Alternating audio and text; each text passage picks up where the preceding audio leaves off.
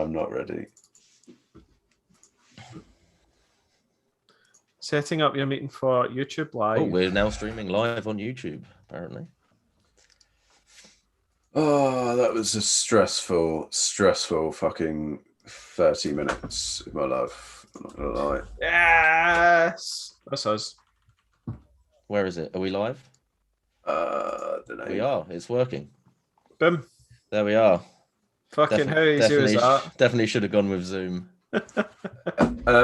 Yeah. Audacity or recording? Should we get that now? Yeah, let's get that going and then we can start because yeah, we're a bit late. We're not that far off at 8:30. Right. Yeah, I need a piss before we start. Oh, okay. Stars. Owen's got to go for a stress wee. Yeah, I'm gonna go wee myself. Just to update everyone, if you're just catching up on YouTube, we tried to do the OBS Ninja thing.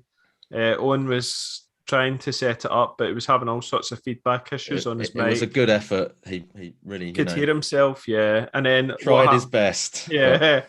And then obviously muted everything. And then that means that actually when he was putting it up onto OBS, it was like couldn't even hear him. And then he was having into the fifth dimension of the mirror thing going all the way through with the video as well. So me and Andy were turning into fractals and all sorts. So I think we'll just leave all that. The long and the short of it is it went tits up. So we'll stick with Zoom for today. So I fired up Zoom, and once we get Owen back, then we'll get into the pod. So yeah. Who's out there anyway? Oh, there we go. Look, it's Stewie's on. Yes. Better video quality, do you reckon?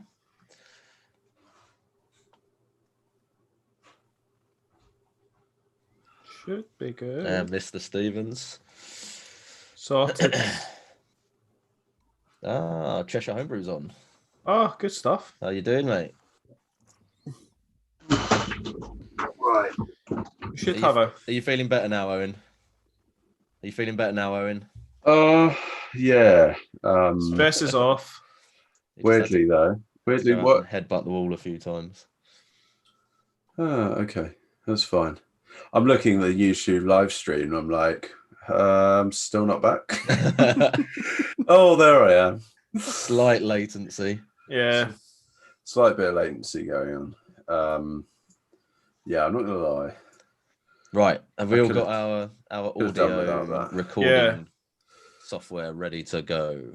Yes. Ready to rock. Shall we yes, get it started then? Right. And Andy, are you still doing the intro? Yeah. I'll do the intro. All right, cool. I'm gonna lie. I'm gonna need a beer. I need a beer. He definitely needs a beer. I need a beer. Dear Lord, have I ever needed a beer more than this moment in time?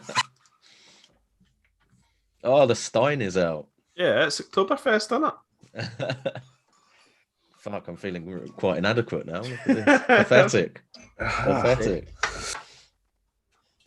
Okay, right. Let's go. Let's go. Let's do it. Let's do it. Ready? So on the count of 3, 3, 2, 1, go. Yeah. Okay, 3, 2, 1, go.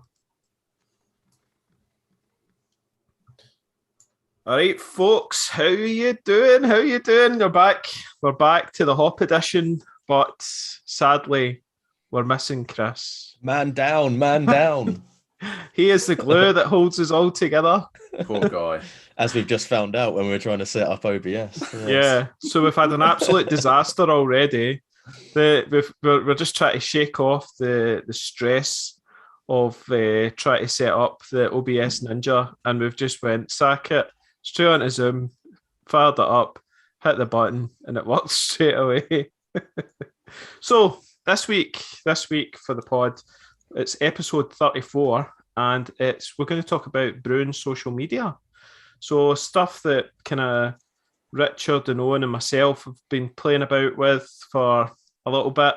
And so hopefully we can give you a background into the social media side of homebrewing. Anyway, Richard, what are you drinking? Let's get straight into it, shall we? So, I'm on the Pale Fire. So a few of you may have joined us for the live brew day couple of weeks ago, was it now? 2-3 weeks ago, something like that. This is the Pale Fire American Pale Ale based on Pressure Drop Brewing, and Andy brewed this one as well, but upped the Chinook in the dry hop a little bit, which I think you might be regretting slightly now. But yeah, ever so slightly. Yeah, I think we both found with this beer that it was like super resiny, piney kind of. For me, like it had liquid pine cone. Exactly. Yeah, for me, it got to that point where it was like borderline kind of grass clippings kind of pininess, where it has almost sort of green resiny kind of thing.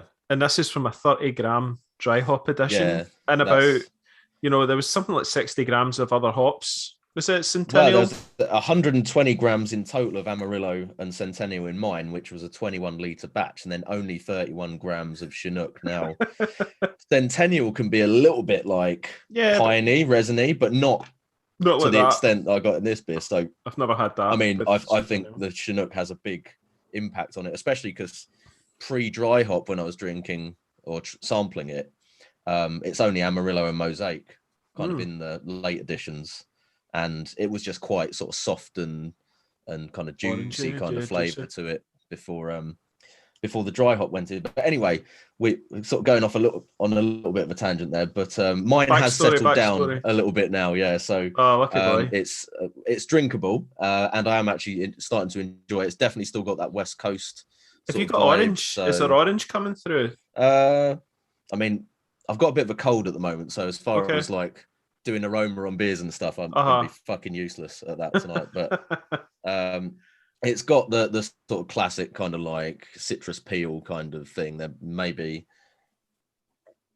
I was getting Amarillo. I was starting to get the Amarillo through, which was nice because I think there's more of the Amarillo coming through now that sort of kind of grassiness has faded a little bit. But it's just got that sort of like quite a classic kind of West Coast pale ale sort of flavor profile to me, which I do like.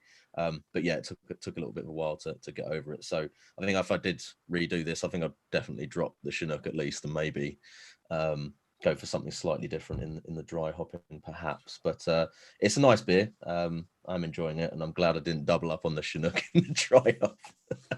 I don't recall the commercial version being that piney. No, I've definitely had the commercial version, and I think from my what I can remember of it, it's a bit softer, bit kind of. So just want to know the bad news. Somehow my Audacity came up with an error. Wow. Are you joking? I'm not. When did it error? Just like I went to go check it there, and it's not recording. When did it stop? It's not started. It's not recorded at all. It didn't even start. They missed the whole intro and everything. Yeah. Well, at least it's only the start. It's quite an important. It's kind of an important part, especially as you did the intro. Yeah. Shall we start again? Just do another intro quickly. Sorry, everybody. Sorry, YouTube. Yeah, sorry, YouTube. Fucking right. Can I actually? Right. Should we go 1, 2, 3, go? No. You just record the intro now, and then Tricky can just cut it and put it at the front, right?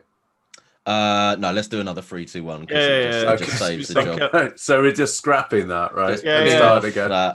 Well, there's no way that's going to be editable if we're starting again. So just reset, hit reset. All right. Imagine the last 5 minutes didn't happen. Everybody out there in sound YouTube check, land. sound check.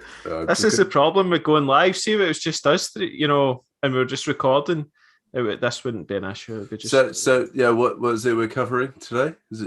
The subject podcasting, isn't it? Yeah, podcasting and social media. This is a fucking nightmare. Right, let's count us in. Are we ready? 3, 2, 1, go. No. Error, opening recording device, error code -9986, internal port, audio error. What the fuck?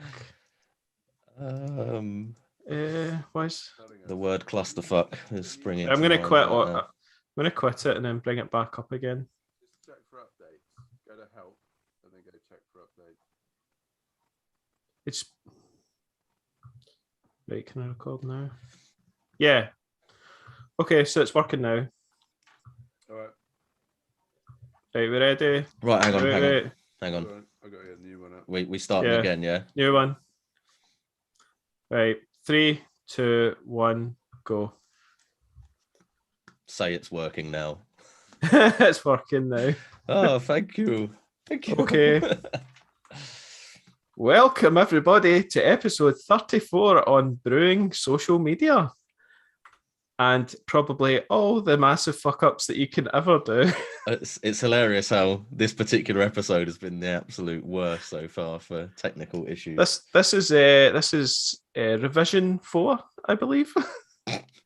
So yes, welcome to the Brewing social media, where we shall talk all about our experience in the past on YouTube, Insta, podcasting, and how bad we are at it, probably. But some of yes. Our favourite channels and pages that do it better as well. So. Sadly, we are missing our main man, the man that glues this all together and makes it work. We are missing Chris, which is Owen's missing his buddy. I think his internet provider throttled down his bandwidth because of all the midget porn that he was downloading or something like that. So yes, exceeded his limits. Exceeded, indeed. So we were just talking about. Richard. Shall I go again on the beer review bit? Do you want to quickly go through your beer review again? Just in case you missed it the first time, I'll make this one a little bit more concise. Yeah. This is the Pale Fire beer from the Brew Day that we did recently. It's just starting to settle down now. It's still quite young, only about a week and a half, I think, in the keg, but it was a bit grassy and resiny for me at first. I think mainly down to the Chinook in the dry hop, as Andy will probably agree, because he doubled up on the Chinook and his still tastes like Ron Seal, I think. Liquefied pine cones. So yeah, that's what I'm drinking, but mine's, like I said, settled down quite nicely now. It's just a sort of quite classic tasting West Coast kind of pale ale APA type thing. Lots of grapefruity kind of citrus peel rind kind of flavors in there, and nice sort of crisp bitterness to it as well. So that's what I'm on. I'm going to move on because people might be bored of hearing about that beer now. So on the YouTubes. Yeah. Andy, has anyone tried your Pale Fire yet? No. Has anyone sort of politely gone, yeah, it's quite piney? They'll have used the line, there's a lot going on there. Yeah, Andy. There's a lot going on there. I think I'll leave it another month, maybe, to see. Where do I start? Owen, what about yourself? I'm drinking a homebrew from Graham Hughes. Oh, G-Man. The legend that is Graham Hughes. He gave me a few beers whilst I was over at Stewie's. I had one on the live brew day, actually, which was his Cali Common that just blew my socks off. It's absolutely brilliant. Yeah. And this is his Mojito Sour. Unlike Andy, I'm drinking out of a very tiny glass as opposed to a very large glass. So this is a 6.2% Mojito Sour, which I think from memory, he said is out the new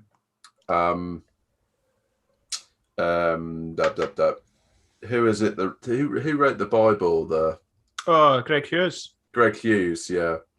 I was getting confused because I'm talking about Graham Hughes, and I knew it was a Hughes. I just couldn't remember what his first name was. This is getting very confusing. Yeah, it's excellent. Isn't it Greg Hughes' new book? Well, I think it might be from the Mojito Sour. I was looking over. I haven't got that book. So anyway. It's the new one, the new Bible, because there was a few. I think it was a Milkshake Ipa added as well. So there's a few additionals. It's the New Testament as opposed to the Old. So on the nose, I mean, you're definitely getting a lot of that mojito thing going on, right? So you got the mint, but it's not too dominant. what's actually coming through is I'm sensing like a kind of definitely a rum or maybe even a tequila sort of thing going on it, which is pretty pleasant. It just adds like a little bit of like a lime. It's like the lime, the mint, but definitely an alcohol that isn't just beer in there. But it's really pleasant, super clear, great clarity. Quite refreshing. Yeah, super refreshing. I was really excited about drinking this one. Graham was saying it was a bit old, but I'm not noticing any hallmarks of a beer past its best. Really well balanced. I'm not sure how many of these I would drink, to be fair. Yeah, could you drink a keg? I think, yeah, I could probably get through a keg, but I don't think I'd be having a session on it, is what I meant. Right, yeah, you can all have maybe one or two. Yeah, like have one or two, which is fairness. That's normally what I end up drinking anyway. But yeah, really pleasant. Thank you very much, Graham. I appreciate it, mate. I'll try and get you some. In fact, I did give you some beers, so I hope you enjoyed those. I need to get my beer mail into action rapid. My list is getting ever longer. It's been a while, Andy. It has. Yeah, it has. Don't even talk to me about beer mail. The ITAP is now plumbed in. I've done a first try on it, which was quite comical. I don't know if you guys have managed to have beer spraying everywhere out the damn thing. And yeah, the video that I did on it did not include the first few shots, shall we say. What were you guys doing? Well, see when you they take the pressure off to let it bleed in. Yeah, I opened the top before taking the pressure off. Yeah. See if you don't. You get quite a nice explosion out of the top of the bottle when you do that, don't you? It just goes woof in every direction. Yeah, straight out. I was like, brilliant. It's like a landmine. So this is all the stuff that we don't show you in the YouTube videos quite clearly. All the outtakes. Yeah, you miss all of the so you get the shiny polished end result, don't you? Not all this is dead easy. This is how you use it. Yeah, my outtakes would just be a stream of expletives though, because it's just me going, fucking bastard, what the fuck. I'd love to see things like that happen. I'd love to see Chicky's outtakes from his grandfather video. So like pretty much every podcast past about 10 p.m. There was an aborted attempt at that video the first time round. I was just like, what's going on? I don't know what's happening here. So, well, it's the other thing is you're probably learning all the problems that an all-in-one brewer comes across. Yeah, I mean, to be fair, that was me just learning how to use that sort of system for the first time round anyway. And I was like, why am I trying to video this on the very first attempt at using it? Because I just you can't really give a fair review. Basically, so that sounded potentially painful. Yeah, you need to sort of work out the finer details of how things work before you can kind of do those sorts review. Of videos, yeah, we'll get onto all of that. Yeah, tips and tricks. Yeah. So what are you drinking, Andy? So I've got my German Pilsner that I did. It's was it fermented 3470. And it was Mandarina Bavaria and my favourite hop Saz that I did. And it's all Bohemian Pilsner malt as well. I think it was about 4.8%. And I wanted to brew it because I knew it's this, fest time's coming, Oktoberfest. So I wanted a nice crispy lager on tap. And it's been a very, very welcome addition into the brewery. I've got a nice big stein of it. Last night I was drinking it as well and managed to pass out in the garage and the missus came through at 4 a.m. to wake me up. Oops. So classic. That is always the risk with the stein. It's a dangerous bit of equipment to be using. Yeah, you can go turbo with it. So you ended up doing a Homer Simpson just on the sofa. He was just having his own mini chug challenge. So on a Friday, I'm going to beat my time on the next go. I've got a Zoom call with my mates that are local to me. We do a Zoom call on a Friday, pretty much every week, and so we were just getting pissed basically, as you do. So no, I'm really enjoying it. It's got that kind of classic sad spice thing the Mandarina Bavaria, I was expecting it to be more orangey, but it just tastes more kind of like a Herzbrucker or something like that. It's kind of it's still very classic sort of German that I'm getting sort of from it, kind of the fruitiness. Do you think the Saz just dominates that flavour? A little bit, perhaps? yeah.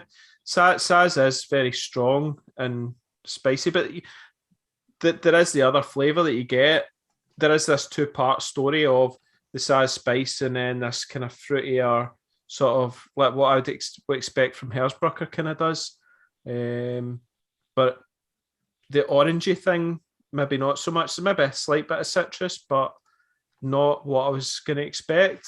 What do you get from Herzbrucker like versus the other sort of, you know, Mittelfruhe or the other kind of Hallertau's? I find Herzbrucker I get quite a. It's almost like a kind of it's a herbal fruitiness, I think, or a kind of that's generally what I feel is what I normally get, and this is quite similar. That I get. So it's I've still yet to really. I've played around a little bit with German hops, but still yet to really sort of understand their definitions. Like Pearl, I've worked out what Pearl tastes like. Don't think I've ever sort of gone big enough with the individual varieties to sort of get a good idea, like you say, of what the actual defining characters of each one are, kind of thing. Because you don't, you know, if you're following a traditional recipe, it tends to be quite a, you know, very subdued level of hopping. Or you're combining it with other stuff, and it's, you know, you sort of lose it in the mix a little bit, I guess. Yeah, I think I know sort of what Pearl tastes like, and I know what Saz tastes like. Yeah. But when it comes down to all the Hallertau's and stuff, I'm like... Well, Pearl's the next one I'll be trying. I managed to pick up a whole load of leaf hops. The best... Yeah, go on. Sorry. So I'm going to do a Kolsch, I think, with Pearl. And then I'm going to try that and see what that brings to the party. And then I was going to do a kind of flame out of Hallertau Blanc as well. So... Hallertau Blanc's like the kind of white winey kind of it's a grapey flavour, right? Yeah, it's like Nelson, basically, isn't it? Bit more chilled out than Nelson, but it's definitely got that kind of vibe to it. Yeah. Owen's got the mood lighting on. I may actually turn my glycol. I think the glycol's kicked in. Oh God. Well, at least the power to your computer and everything else didn't go. There we go. It was just my my little light. Oh, okay. It's not the actual power in the house that's died. But Andy, how funny would that be? The power cut. The internet, so don't jinx it. Don't say it. I know. I wouldn't still be here chatting to you if the power. At the start, so just the last bit on this beer. The start of the show is about the Bohemian Pilsner malt. It definitely gives that. It's like really it's almost like a sweet cracker bread Pilsen thing that's just you don't get with some of those other lager malts. I don't know if you guys have noticed, but if you've tried the Bohemian Pilsen. Well, malt. You say that, Andy. I had Luke Stevens. So Southern Jesse, and that's Bohemian Pilsen, which he used. Bohemian Pilsner, floor malted Bohemian Pilsner, wasn't it? From Weimann? Yeah. Is it Weimann? That's the one. Yeah, that's the one. Banging beer, by the way, Luke. Chops to that excellent brewing. I'm brewing that recipe actually on the basis of that beer. That's one of those beer mails where you're like, I've got to make this. Even if it comes out half as good as his one, I'll be happy. What I really liked about his was how floral and like. Just nice, like there was a nice bitterness. It was floral. It wasn't spicy. Yeah, it's interesting because like the English hop EKG in that, it's not that far off like the German noble hops in terms of character when you use it like that. But you get these extra sort of floral, and I kind of get an almost like a sort of very subtle kind of honey like thing from EKG, and it just works.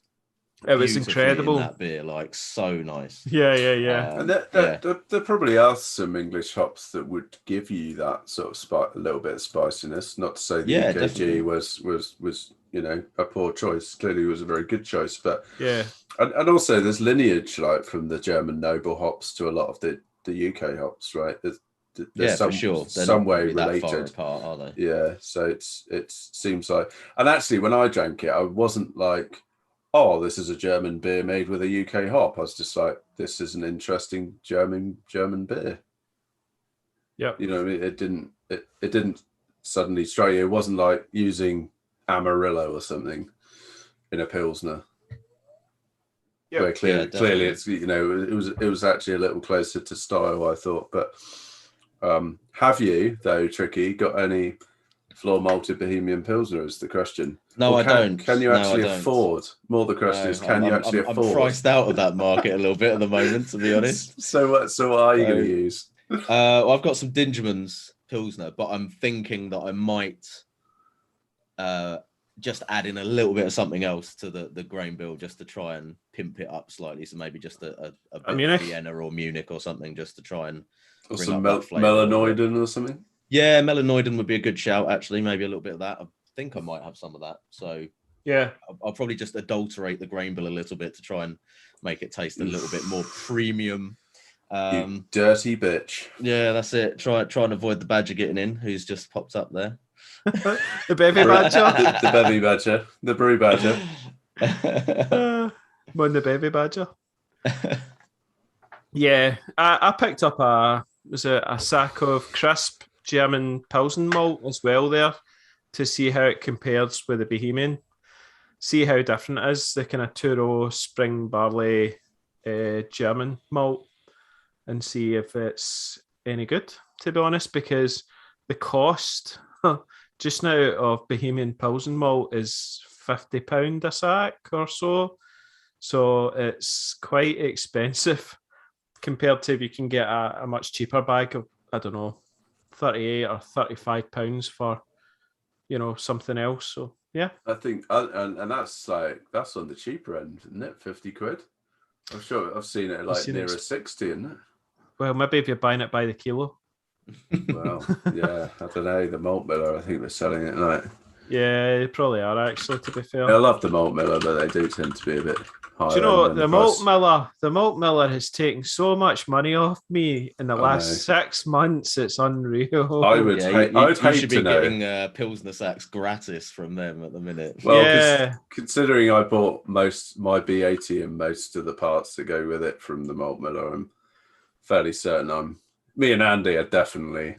We're definitely 4 figures deep. Oh, easy. Triple digits, come on. Easy. Yeah, I just picked up another 2 kegs. I think we were talking about it, maybe one of the podcasts we were talking about the amount of kegs, or maybe our planning.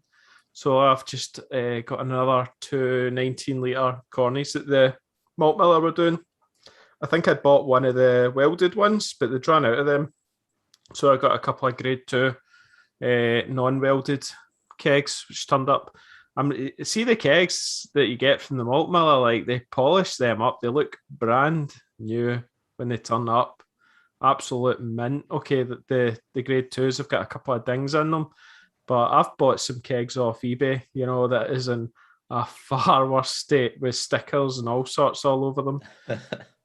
These things look absolutely brand spankers. So I bought some used, like unconditioned or non-reconditioned ones from where did I get them? Was it Homebrew Company by any chance? Homebrew Company, yeah. Yeah, I think one of those ones. One of them. I wouldn't do that again. I bought 3 of them. One of them just had loads of leaves inside it. What? I was like, what the fuck? Yeah, I've not had an issue with them. I've had a few kegs. Did you get the actual, like, basically completely unrefurbished ones though? No, I don't. Mine's just been refurbished, but it was a tall. We were talking about the ones where they're basically just they sell them as they've had them arrive, sort of thing. Wow, exactly. So you might get one that's like decent. I think they're maybe 30 quid or something like that. They were right. Wow. But you might get lucky and get one that's like, you know, it's just needs a clean. Or you might get one like I got, where it was like the PRV was fucked, all the seals were fucked, all the O-rings needed replaced. I think I ended up changing the whole lid out. Yeah. In fact, on my one. And then you had to like deal with all the muck that was inside it as well, which was... So it's about 50 quid in total, and you could have just got one. You spend more basically getting up to spec than you would if you just bought the refurbished ones. So. Yeah, no, I wasn't too unfortunate with mine. I think I just had to replace the seals and stuff, and they've been Yeah. okay. But PRVs were okay and stuff. It was just a little surprising upon inspection inside to find there was a badger in there. 55.90 Vireman floor malted Bohemian Pilsner, 25 kilo sack from the malt miller. Wow. Yeah, that's an expensive bag of malt. Yeah, especially if you're doing a 10-gallon brews now, because everything goes a lot quicker. That is for sure. Anyway, what are we supposed to be actually talking about? We should probably start talking about. We probably should, shouldn't we? Social media stuff. I think we started talking about sponsorship by the sounds of it, because we were sponsoring the homebrew company, Malt Miller, Grainfather. Yeah. But yeah, so types of social media. Who wants to go into it? Influencers. We're getting there, guys. We're getting there. So types of social media. So I guess we've split this into there's video. Yeah. Right, which we I guess probably going to talk quite a bit about. Yeah. And the obvious platform being YouTube. But there are others. Pictorial, so likes of Instagram, Facebook, own website, stuff like that. Audio. So there's this thing called podcasting. Not sure if you guys have heard of it. Maybe you're listening through it. Who knows? I might check it out at some point. YouTube is, I guess, video, audio. Yep. So kind of like we're doing now. Yeah. Blogs. So you have got Twitter. Websites. I'm not sure. Traditional blog pages and yeah. The Hop Edition's got its own blog page as well, so a website that you can blog on. So updates, maybe some good. I know Chris did one on the craft beer pie build. He did. Chris at least contributes to it. None Chris of us do. No, of course not. Yeah, I think Chris actually when I went and had a look on the website and went back, there's quite a catalogue of blogging that Chris clearly did. Yeah, before the Hop Edition. Yeah. Yeah, and I know Stewie has a blog. Yep. Stuart Prince. I'm not sure what his blog is called. I think it's the Delilah Brewing. I'm sure he'll post it in the comments. So the other thing is forums. So forums were, I think, pretty popular. I guess. Pre-Facebook. Yeah, post.com, pre-Facebook, I guess, the explosion of YouTube, all that sort of stuff, right? Different channels, forums were pretty popular.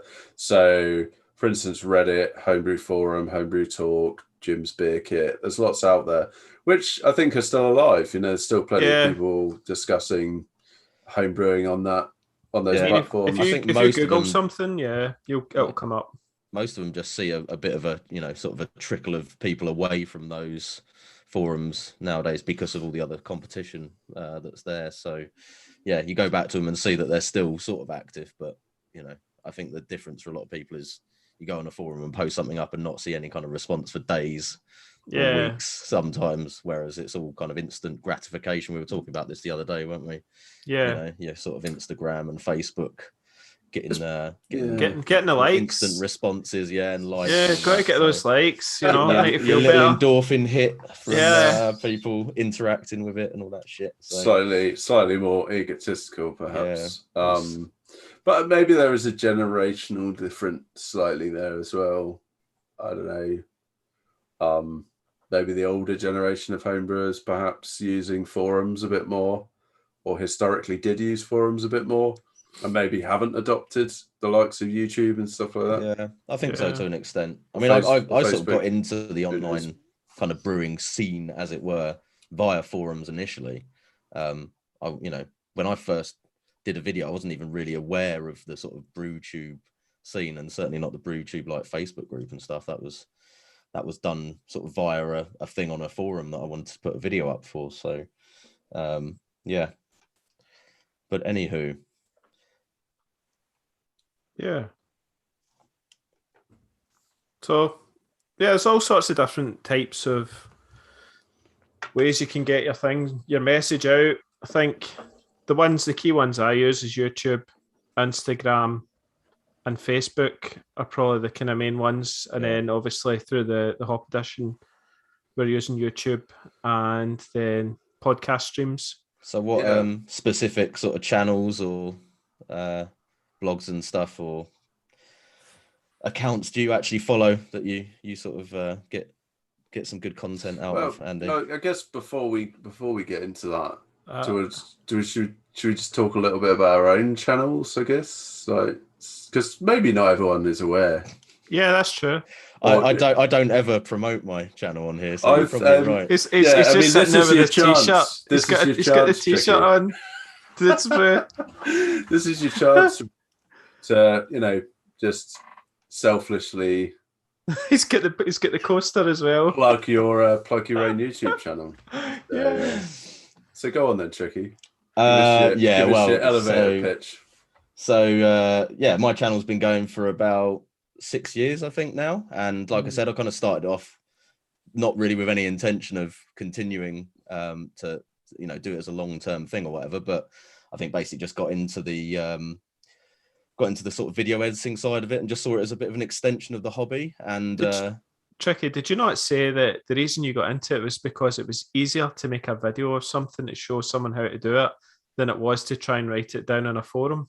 Exactly that, yeah. So when I said about the forum kind of getting me into making videos, what started it off initially was basically there was like a thread on this forum as a little mini competition or something that was saying like post up your best kind of brew day thread or whatever, and the winner gets like, I don't know, I can't even remember what the prize was. It's probably like a bag of hops or something like that, nothing big or anything. But there was a guy on this forum who was a bit annoying, shall we say, who posted up this really long and detailed brew day thread with all these pictures and everything. I was just like, I can't be asked doing that, but I want to beat this guy. So I just did a video brew day thing and posted that up. And that was literally like, if you go back to the very first video on my channel, that was what that video was. That's incredible. And then following on from that, I just sort of saw a few other things on YouTube and was like, I want to try and explain that a little bit better myself. When you like go and you're looking for information on stuff and then you end up working out yourself and you're just kind of like, actually, I think I probably got a little bit that I could add to that.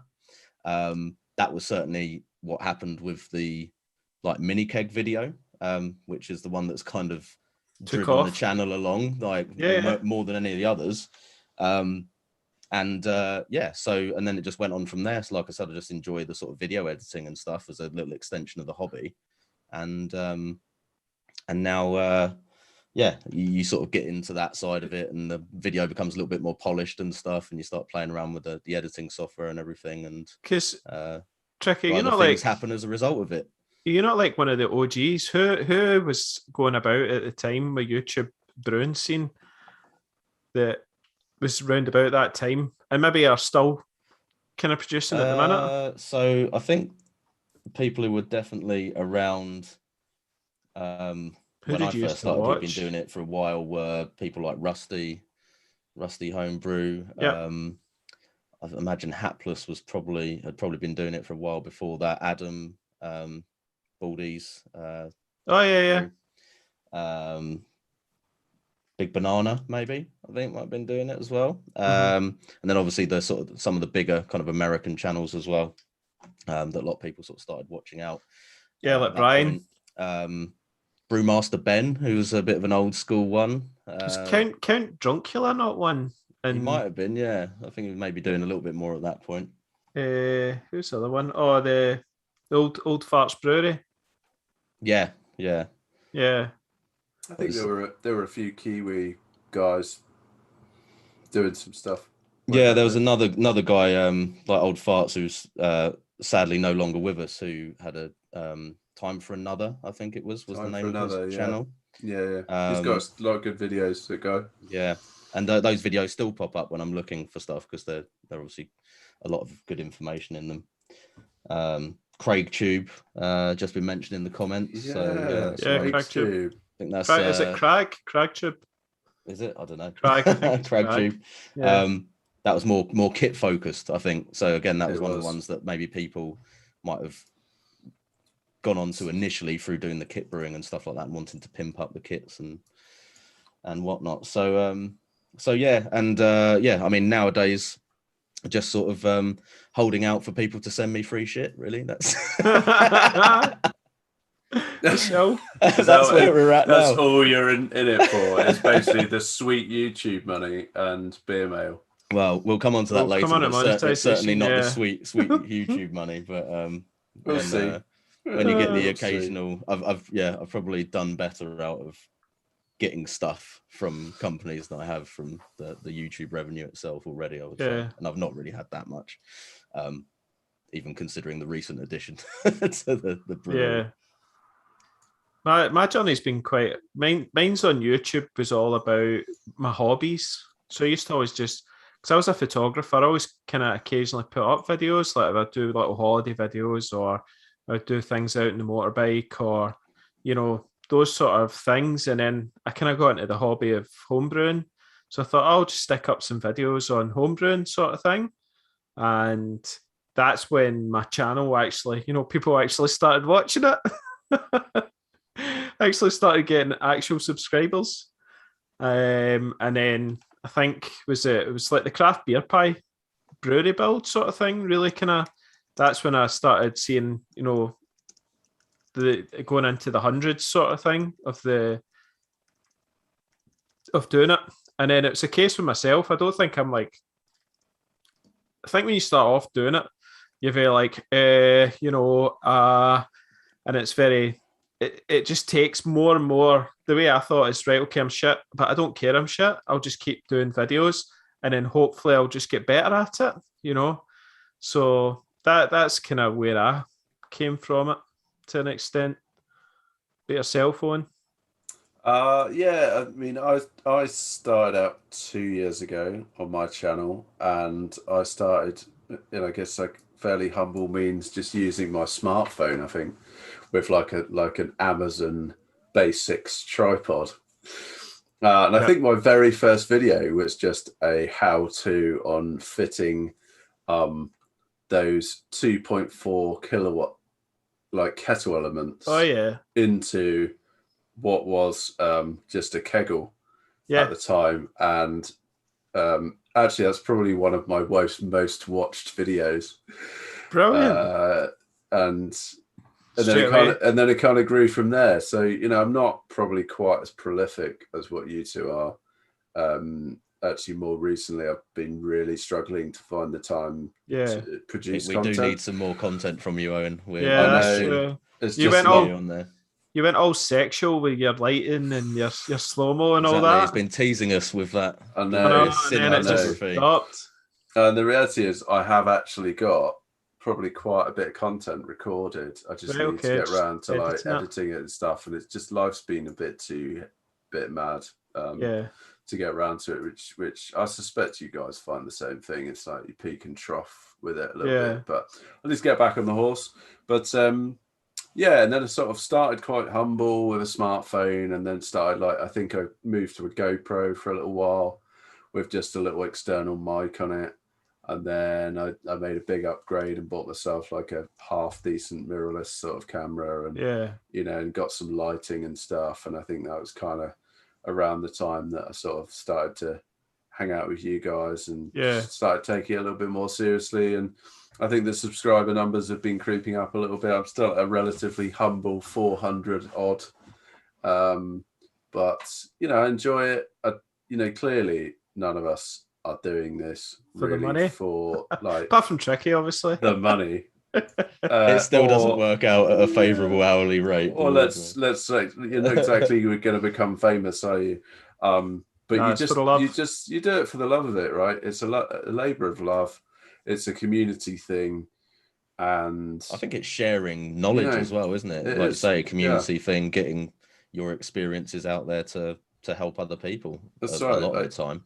Like if you've gone onto YouTube and you've found lots of content and found it really useful, then pay back to that community and share a little bit of what you're doing. And, you never know that might then help someone else. And, I certainly know, having watched a lot of different content, that, you always pick up something new and different from everyone. Yeah, that's a really good point. You see a lot of people sort of say, "Oh, well, what's the point of me doing that video because I don't have anything to say that's not been said before." But there's always, well, not always, but there's quite often, you know, some little angle on something that you might have that is just a little bit different, that might be a, you know, sort of bit of a light bulb moment for other people. So even stuff that has been done to death is like, you know, quite often there might be something, some little tweak or tip that you've got related to that might be really helpful to somebody. So an example of that, Tricky, is when you did your hand pull build, right? And it was like everyone else did a hand pull thing, and then you had this drain system. And it was just like, you know, awesome, like crazy good tip. I saw that, funnily enough, actually on a really old forum post. I saw somebody had a version of that kind of drain tap system, and I was like, I've not seen this anywhere else. I'm pretty sure nobody knows of it. So I sort of did my kind of own version of it for that video and thought, well, I've got to put this on because you know, I think it's a really cool thing that is there, and other people may well not find that, because it was one of those things where I sort of stumbled across it. I wasn't searching for that particular idea or anything. I just sort of stumbled across it in some other vaguely related post somewhere, and then saw a picture of that on there and thought, oh, that's worth putting into a video, because not many people that I know of have thought of doing that or used it. So exactly, yeah, that was cool. So yeah, that was a quick spin through our own channels. So do you guys use any other platforms? So I started my Instagram. I had one for my wedding photography stuff. I think it was Andrew Lynch photography or something. And then I had my own personal one, which was Andy Lynch number 9 N09. I started, but that was like my personal. But then that quickly just get took over by, you know, lots of shiny stuff. Lots of beer and shiny Lots of beer equipment. and shiny stuff, yeah. And so I quite enjoy just doing a lot of brewing stuff on my Instagram. It seems to be a kind of new and growing community. I love like all the kind of Norwegians and Swedish homebrewers, because they guys, man, they have the ultimate kit. I don't know, it's obviously probably because alcohol prices over there are absolutely extortionate. So what they do is they set up mega breweries to feed their family's addictions of homebrewing. And that's why. But yeah, I just love watching those little clips and videos and stuff that come out of there. So yeah. I have noticed that trend as well, just generally from like Facebook and stuff, that the Northern European guys, like they take their home brewing like really seriously. Yeah, yeah. They've basically got like microbreweries. Yeah. You know, like full on everything stainless. But yeah, clearly they're well into it, which is cool. Yeah, it's the boy that does is at Home Beer Brewery. That guy, is he not kind of got a kit? Is he not that kind of Northern European? Is he Danish? Yeah. Danish. Yeah. So he's got some set up as well from the early on. He always had the half barrel fermenter or something, Chronicle, and he had gone into glycol and all sorts of stuff. So his channel was really, really cool for watching that sort of thing. So yeah. Nice. So what's your channel called? Your YouTube channel, Andy? So mine's just Andrew Lynch. If you do a search for that, it should come up. Yeah. And Tricky, what's yours called? Oh, Dudes Brews, in case I've not mentioned that. Dudes Brews, yeah. Nice. Yeah, I have recently sort of started using Instagram a bit as well. So there's a Dudes_Brews and Insta. Oh. And Facebook page as well. So nice. A dedicated Facebook page. Oh yeah, you do, don't you? That's right. Because you put a lot of stuff through that and then share it. Yeah, that's right. Facebook. Yeah. That's cool. Nice. And then Barry White Brews. Barry White Brews, the Blue Trouser Brewer, which is probably on the odd name end, but formerly known as Juicy Brews. Formerly known as Juicy Brews. Yeah. Any other names before that? There was not. No. There might even be another name sometime in the future. Who knows? Yeah. But I like a rebrand. No, I think I'm probably going to land there and stay there. But yeah, I think you can also find me on Instagram on the same handle. Blue Trouser. Yeah. Nice. Yeah. So we started talking about some of our favorite channels. So we kind of ended up like meandering down that route a minute ago. But you know, let's give some props. Yeah, to some of our favorite channels, and because there's, do you know what? I want to talk about the new guys that are coming out, right? There's a few good new ones that have popped up recently, isn't there? Yeah. Holy crap, right? They've came out and have just hit the ground running with just awesome. I know exactly some of the ones you're talking about because I just watched them. It's like the fucking quality on this just like blows out the water anything that I did in the first few years of. So there's a young guy on YouTube. There's a young guy who just posted the other day, Daryl Smith. It's the hot picking one, wasn't it? The hot picking. Wow, he's got a blooming lav mic. And he's the boy's set up. He's very, very good. It's not just the video quality, but like really good sort of talking to the camera and everything like that as well. Voiceover, like good stuff. Presenting skills and everything. And then there's another one called, is it Nikita Voron? He's another one that's kind of came out recently and is very, very good. I really enjoy the videos he's been doing. It's almost like he's done homebrewing for a couple of years now, and then he's got into doing some YouTube. So as the kit's kind of getting there, and you've still got to do a bit of investment, maybe in some temperature control and all that sort of stuff.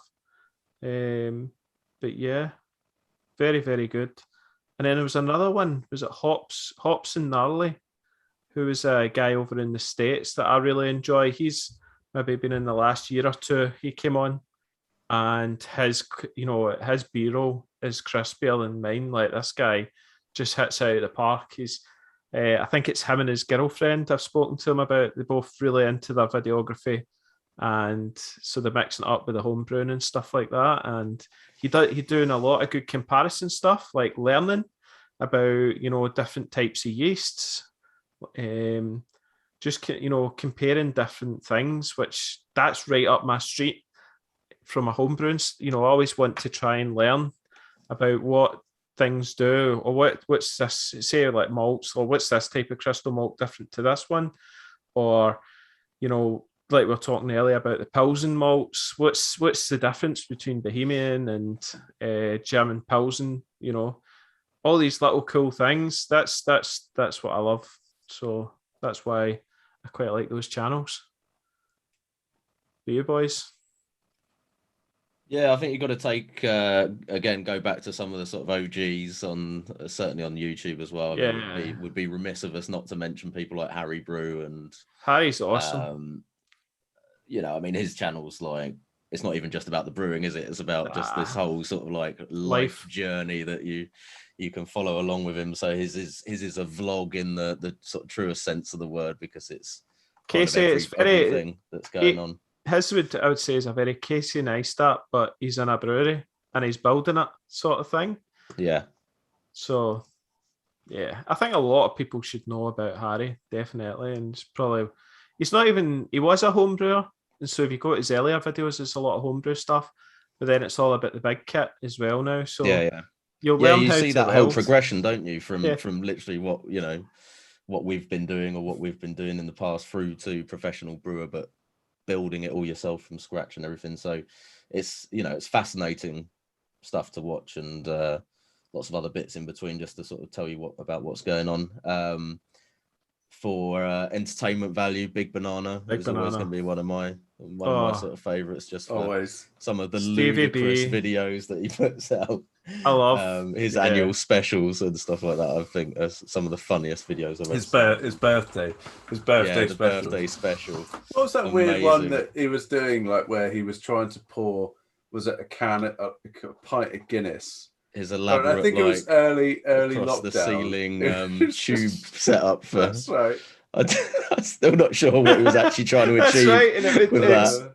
He was trying to get it in, and it was you try and do the layering as well, sort of thing as well. Yeah, he was trying to. Was he trying to layer like a, what do they call it? A light tan or a dark and tan?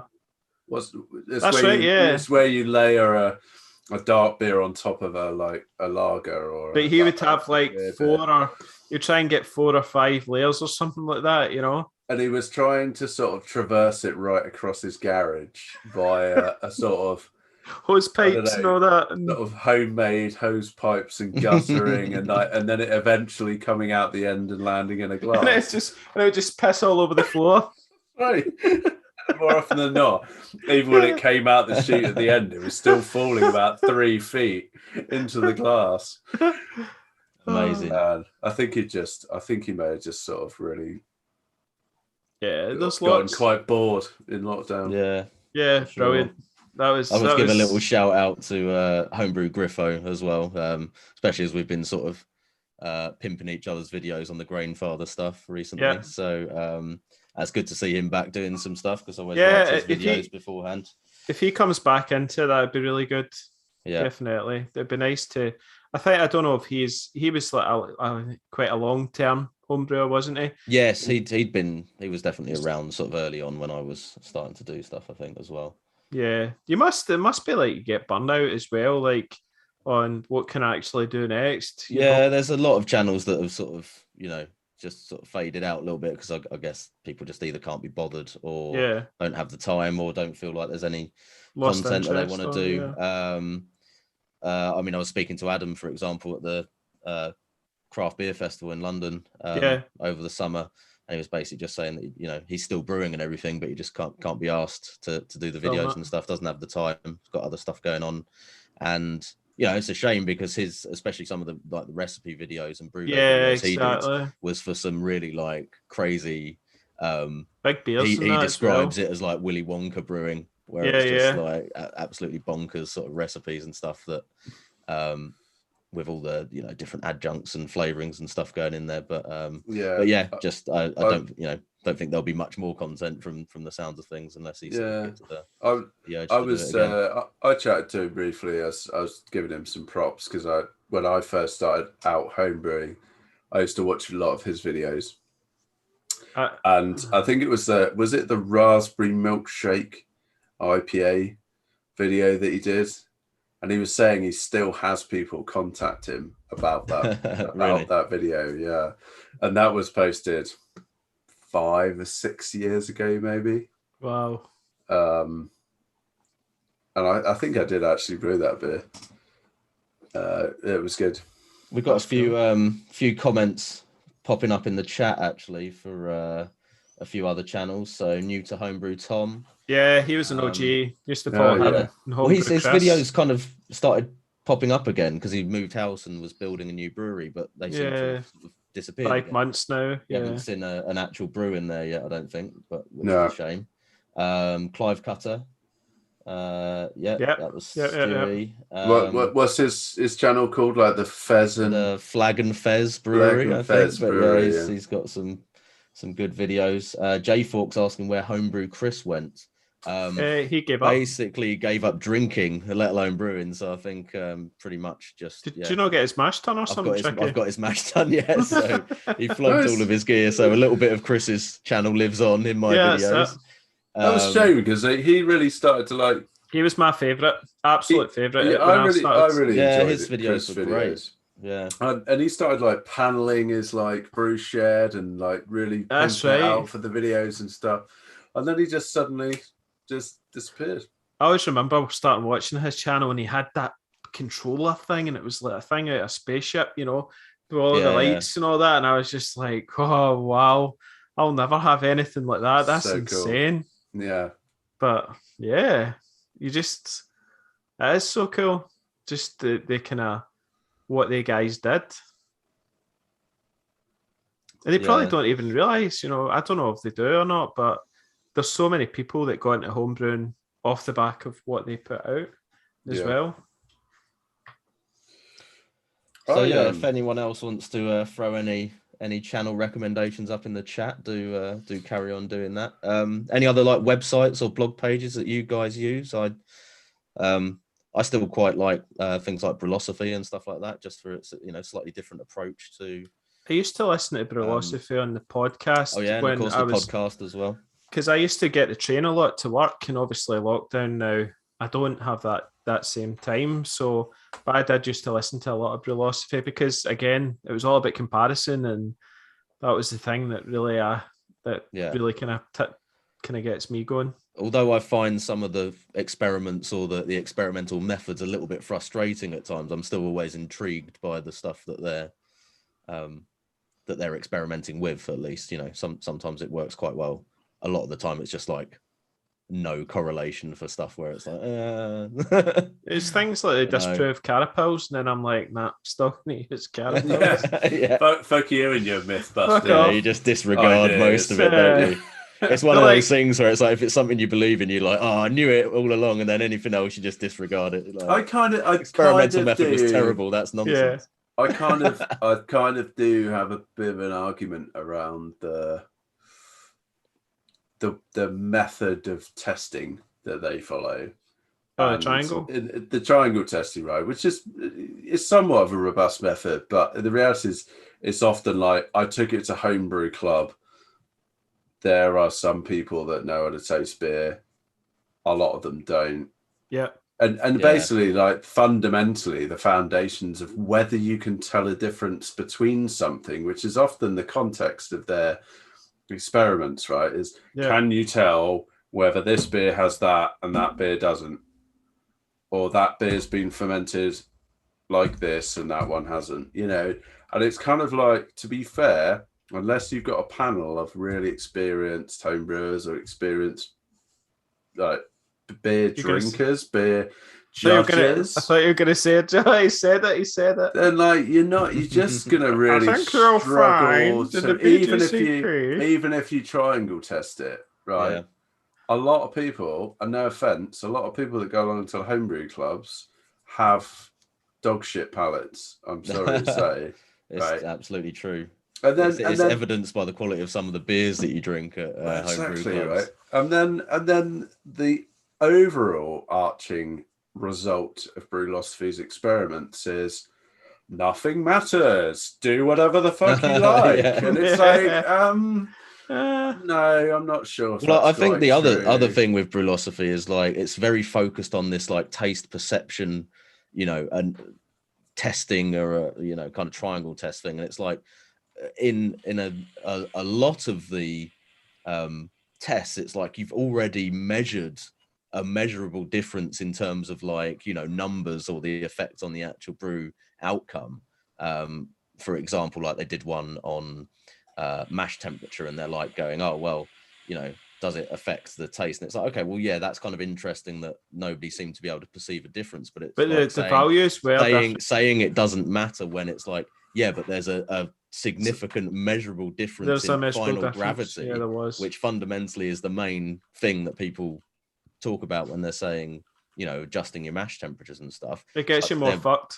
Yeah, there was a big difference, and it is a measurable difference, and it's like, therefore, mash temperature does make a difference. So it's kind of, do you know what I mean? Like in some cases, that's it seems like you're kind of missing the point a little bit by worrying about whether people are tasting that, and like Owen says, questionable whether the people are actually qualified to make that kind of test work. And see, the thing is, right, we're homebrewers, we brew for ourselves, we're not really brewing for anyone else, so brew what you want to brew and what you like drinking, and develop that yourself and go on your own journey, basically. Yeah, definitely.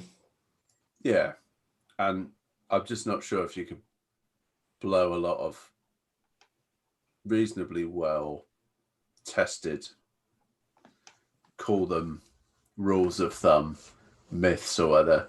I'm just not sure if you can just blow them out of the water through one experiment tested by a. I don't think they ever claim to blow stuff out of the water. They always say, do experiment for yourself, and to be fair, you see, it's up to you. There's always a sort of the caveat to it, isn't there? Yeah, okay. Has anyone ever watched a YouTube channel called Anastasia Feingold? Is that the girl that was brewing? Yeah, I think she says on or something. She's Very attractive. She's a very attractive young lady. I just couldn't. I don't know. I'm just getting a sense like it's possibly not her that's into the home brewing, but rather than it's the person behind the camera, Right. that's Yeah. that is then using this very attractive young lady to be like. Are you trying to say this is some sort of honeypot situation going on here? I don't know. That was lure just the viewers in. I mean, Anastasia, if you're a listener, shops to your channel.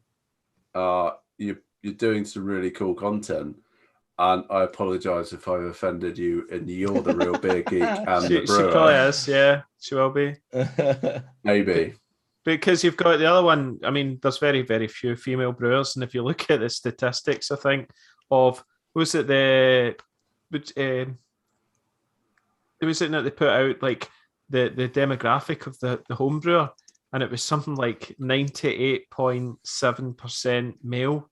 Yeah, where home brewers, there's so few female brewers out there. But we've got Flora Brewing. She knows her shit. She enjoys making beer, and it kind of just vlogs her journey as well of what she's up to. I know she says it was her husband actually, because she brews a shitload of beer.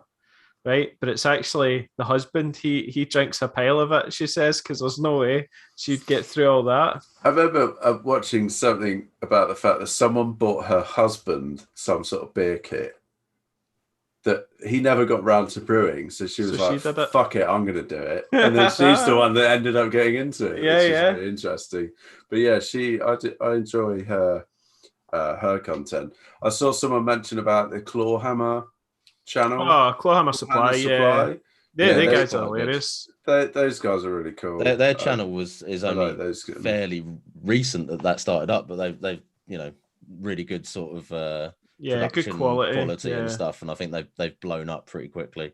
I think it's particularly with the American channels, it's a bit easier for them to sort of pick up the numbers quite quickly. I wonder if it's because we don't talk in Fahrenheit, and then so the American market, that watch the videos just go, oh, fuck watching this. That's an British. Interesting point, yeah. But, I can't be bothered watching this because it means nothing to me. Because when I watch the American stuff, okay, it's very entertaining. See, when they start talking in Fahrenheit, I'm just like... That's it. I think it's a turn off for us going the other way, and it's probably equally as much of a turn off for them to go, oh, well, that's, I just can't be asked to worry about conversions and all that sort of stuff if I'm... particularly with like recipe videos maybe and things. So maybe for us it's a thing. It's maybe quite important for us to convert anything to from metric to imperial. I mean, and see in the UK we are so weird with our measurements. we'll measure ourselves in stone and pounds, but then we'll measure our grains in kilos, and then the liquids obviously will either work between litres or US gallons. Or then you're still talking about stuff in the final outcome in pints and everything. So well, we're very mixed up, aren't we? Did you see the government was like they've got some sort of project on the go to try and convert us back entirely to bring back imperial? Yeah, fucking joke. It's just like that. Someone I think ended up commenting on it and just like absolutely tore them to shreds. It was just like, how much money do you want to spend on something that's going to achieve absolutely nothing other than everyone? British nationality? But it will nationalism. It will achieve that and quite a few industrial accidents where there's been fucking conversions done exactly wrong, right. Yeah, we were all brought up in metric. Our generation seems to be we were all metric taught in school, and so when it's engineering or when you're doing that sort of thing, everything's metric. It's only when you're, things that people couldn't be bothered changing, like the speed. So it's still in miles per hour instead of kilometers per hour, probably because they couldn't be bothered changing all the signs. There's all these kind of bastardizations all over the place sort of thing, where it just didn't make sense. So Milk's still got pints, but they had to actually put how many litres. So they sell it, whatever it is, and then it's like point whatever so many litres that's marked on it because of EU legislation that meant that you had to state how many litres was on the product. See, I wouldn't be bothered about if we had converted entirely to the metric system. The only thing I probably would have been bothered about was losing the pint. Because in my mind, the pint is the perfect amount of beer. Oh, exactly, and you know that it would only be going down, not up. They wouldn't be rounding it up to 600 ml, would they? It would be down to 500. Exactly right. You'd end up getting a half-litre beer, and it's like, well, yeah, a half-litre beer is fine, but it's not quite a pint. No, it's not. And then you get like, a litre beer, and that's just too much, especially if it's hot, right? If it's hot, it's going to end up. I'm not sure Andy's convinced. I don't know. This is pretty awesome. But Andy's, had to get up. Andy's north of the wall. Like, he has 2 days where it's above 12 degrees centigrade. That's true. So he doesn't have to worry about that. But on a nice summer's hot day down in a sunny Southampton, a litre beer, it's going to be warm by the time you get to the last third. Good point. So the pint, fair enough. It's a humble measurement that I hope never goes anywhere. Just keep the pint. There you go. Absolutely agree. There's my rant for nationalism right there. Oh, but they did. A part of this project was get him on GB News now. was to return the crown symbol on the pint. Yeah. It was like, well, who cares? No one cares about that. And then it turned out pointless. Yeah, it turned out that glass that was used in the article was made in France. Love it. Doesn't get better than that. It doesn't. I'm just trying to find some other good channels. Johnny Apples. There's a few more in the chat, I think, that have popped up, but I've lost my chat window now. Laser Wolf. Does anyone ever watch Laser Wolf? He's over in New Zealand. Oh, Apartment Brewer. That's what I've started following recently, actually. That's pretty good. He's really good. J Falk just mentioned that. Hops and Barley TV. He does all the kind of sour stuff and all that sort of thing. Yeah, he's really good. He's really good. Dr. Hans, if you want lots of experiments. Crew Wolf, old school, OG. In fact, I think Crew Wolf is on the chat. Actually. Yeah. How you doing, Mark? Good evening. Red Dog Brewer. Oh, yeah. Who's gone commercial now? He's now gone commercial. Brewer. Yeah, he has. Yeah. I hope he'll be able to do some videos from the actual brewery at some point, because that would be quite cool to see where he's working and everything now. Oh, do you know who? Craft Beer Channel. They've started putting out loads of banging homebrewing content. Yeah, that's fair. In cahoots with the malt miller as well, aren't they? Yeah, that's it. They've got all their Patreon stuff going on, haven't they? I need to get in cahoots with the malt miller. In fairness, the Craft Beer Channel is probably the most subscribed channel for homebrewing right now. I mean, they've got 1 million subscribers as well. No, was it 500,000? 100,000? 100,000. Okay, I've overestimated that by 10,000, which is fine. If you're a B80 owner, the Portly Gentleman is basically the go-to resource for anything brew tools related. Oh, Stas Brewing. So there's a couple of couple of Aussie channels as well. Somebody just mentioned Homebrew Network as well, which is it's that guy who calls himself Gash Slug or something, isn't it? I think I'm always slightly disturbed by his name, but yeah, I think Homebrew Network is somebody called Gash over in Australia. Stas Gash Slug sounds like a good guy. Yeah. Anyway, so have we exhausted our long list of subscribed channels on YouTube? I've got one. So. Peter Hodge, get Peter. Oh yes, yeah. Yeah, Peter Hodge and his bow tie back. The quintessential English gentleman, homebrewing and playing with trains. Yeah, it's a great channel. Peter, Good guy. So I guess we've talked a bit about our own journey, haven't we? Yeah, I think we did that bit already. Yeah, sorry. Commercial break. Commercial break. Commercial break time. I better get us next. Oh no, I've got another glass. Right. Could someone just fill for a bit because I need to pop to the loo. Well, I'll start my commercial break bit. I don't want to miss it though, Tricky. I don't. Oh, okay. All right. Well. So you just. What will I talk about then? I don't know. Talk about something, Tricky. I'll talk about something. Got a couple of other suggestions still coming in there under the table. Brewing. And some people very nicely recommending our own channels again for us, in case you missed us talking about those earlier. Homebrew Challenge.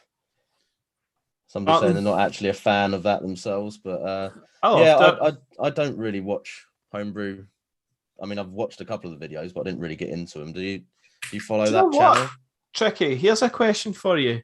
What else do you watch on YouTube apart from homebrewing? What do you watch?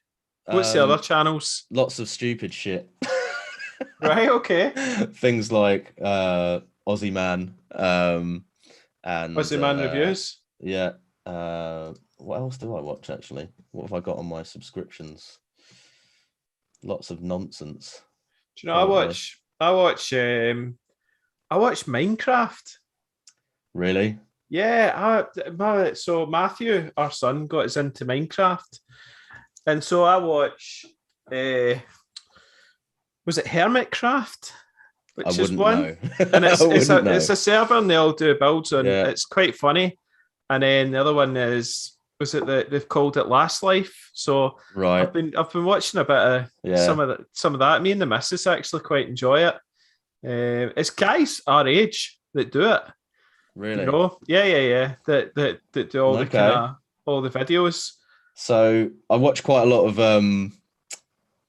like barbecue channels as well. So quite a few American channels and how to barbecue right, that sort of stuff as well. Quite a lot of sports stuff as well. So rugby, F1, cricket stuff, bit of MMA stuff here and there as well. Oh, what else have I got on there? There's the one Ghost. If anybody's watched Ghost Town Living. No. And it's about a guy who bought an abandoned ghost town up at Cerro Gordo, and it's this mountain, up a mountain, and he's getting it all renovated so that people can come and stay. But he also does these mine explorations as well. Right. He goes into the mines to find like original blue Levi jeans, you know, because that was the silver mining time.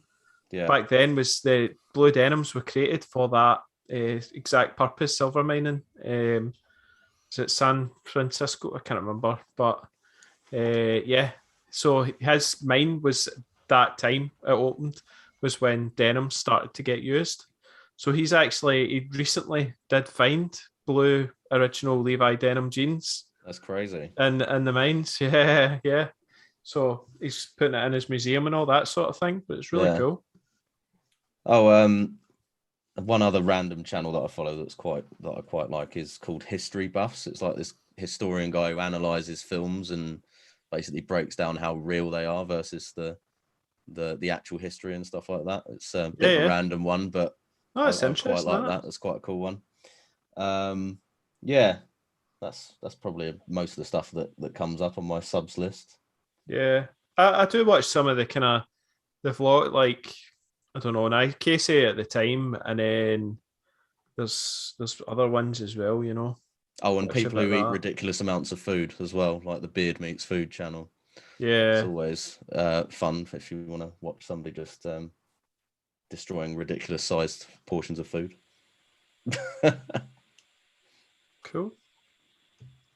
Yeah, anyway, that's cool. Any random channels that you follow, non-brewing related, that you want to throw in there, Owen, before we get on to the DJ Barbecue's pretty good. Yeah. Got his book actually. I've got his book as well. Yeah. What else have I got? I don't know. Yeah, quite a lot of barbecue stuff. Oh, Genus Brewing is a good one. Just back on the brewing thing. If you guys haven't watched those, couple of dudes over in America. Yeah, they podcast like ourselves. Yeah, they do a lot of like live podcast type stuff, don't they? Yeah, they do like live streaming. just scrolling down, realizing just quite how much it's brewing related. It's Naked Bakers TV. She's pretty good. 1 million subscribers, not surprised. Basically, the name describes exactly the content. Aussie Man reviews. I quite enjoy Aussie Man. Yeah, I mentioned that one as well. Watch that. That's pretty funny. Beer reviews from Pint Sized. This is the guy down in Lewis. I think he's in sort of on the way to Brighton. He's pretty funny. If you get a chance to, is it Big Clive and Ralphie who does the whiskey? The two brothers. Clive, BigClive.com. I've recently got into his stuff. I started watching. I found his videos on him soda streaming various alcohols, and if you've not watched the one where he tries to soda stream Baileys. You've got to watch that. It's fucking hilarious. That's amazing. So good. I've got quite a lot of poker stuff. So I do like to play poker. I don't know. Yeah. Oh, something else I've gotten into recently is a channel called Samson Boat Company, which is an English guy, an English boat builder and sailor who's over in America, and he decided to rebuild this yacht, and he's just done this really cool massive vlog on him rebuilding this boat, which is a bit different and something I just got really weirdly into. Yeah. Even though I know nothing about boats. No, you do. Or have any interest in sailing.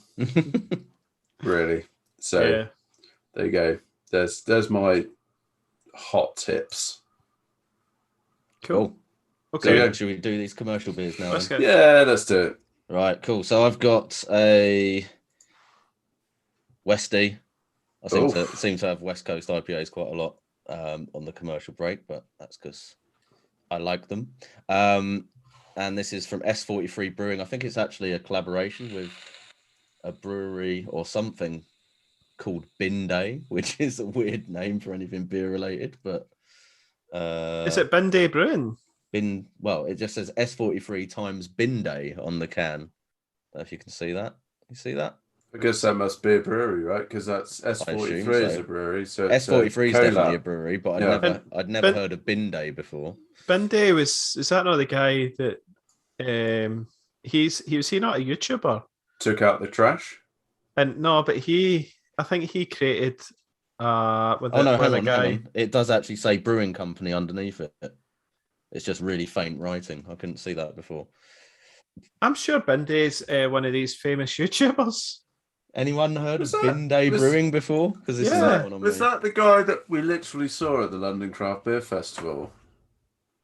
It might have been. I'm going to look him up. I don't know. Anyway. Hold on. So Pacific Days, West Coast IPA. This is one of the cans which has got quite a lot of... It is. It's a YouTuber. Yes. Robbie Knox. Really? Famous YouTuber. And he set up his own, what do you call it? Brewing. Well, there with you his go. mate. There you go. How crazy is that? Tricky on the media one. Yeah. That's really weird. So he started, did you watch his videos? Coincidence. So he started like getting into trying to homebrew, and he was vlogging about it. Yeah. And then he decided to take the beer and try and do a collab. So he kind of cookie brewed a commercial. Yeah. In another brewery. And that was the guy that I saw at the London Craft Beer Festival and bumped into him on the stairs, and he had a camera and everything. Yeah. I'm not sure if you remember that, Tricky, but he's got a really funny moustache. He's got a moustache, far too fucked. So I watched. I suspect you were. See that cuckoo brew. See when they start pouring it, it was like brown. I'm like, that is so oxidized. Oh no, I do remember that now. Actually, yeah, because the beer was fucked. Yeah, it looked it anyway. Yeah. Well, luckily this one isn't. So whatever is done with this one is really good. This has got Talus, Simcoe, Chinook, Columbus, Nugget, Cascade You and getting any? Citra in it. You getting any pine? There's quite a bit of pine, but in a nice way, yeah. The malt is extra pale Munich, Vienna, dextrin, and wheat. Now there's a little bit of color on this, so I think there's a decent amount of. I mean, I guess the only thing that's really going to add much color there would be the Munich and Vienna. Yep. Because dextrin is super pale. The base malt is extra pale, and wheat is no color at all. Yep. And it's got quite a sweet sort of. I would have actually thought that this had some more darker caramel malt on it if I hadn't read that description. It's got a little bit of a sweet caramel flavor to it, but maybe it was mashed quite high, possibly. Yeah, could be.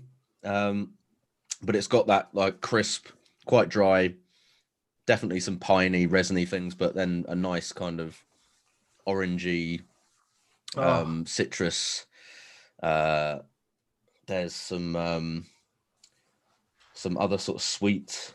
There's a little bit of that kind of sweet tropical flavor there as well, but it's more of that quite sharp kind of West Coast sort of fruit flavor in there for me. So it's really nice. It's actually the sort of beer that's right up my street, and a nice antidote to sort of all the sort of almost universally kind of hazy, soft, pillowy beers. I was talking to the guys in the bottle shop about this the other day, sort of saying, as great as a lot of those beers are, it's quite frustrating when you go in there and sort of say, have you got any nice West Coast IPAs? And they've got like one out of literally like 50 beers on the shelves, and everything else is like a hazy, Nipa style IPA or whatever. So yeah, it's good. Anyway, I'm not going to go off on that rant about too many hazy beers again, because I think I do that pretty much every pod. But yeah, it's good. I like it.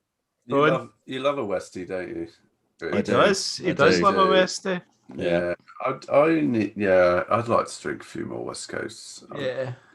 I had a look at my beer fridge earlier. I was off to select the beers for the podcast, as I do, in my little cooler, and I think I worked through my fridge that I had 3 cans of beer that were sub 6%, and I think I had 15 cans of beer that were in excess of at least 8%.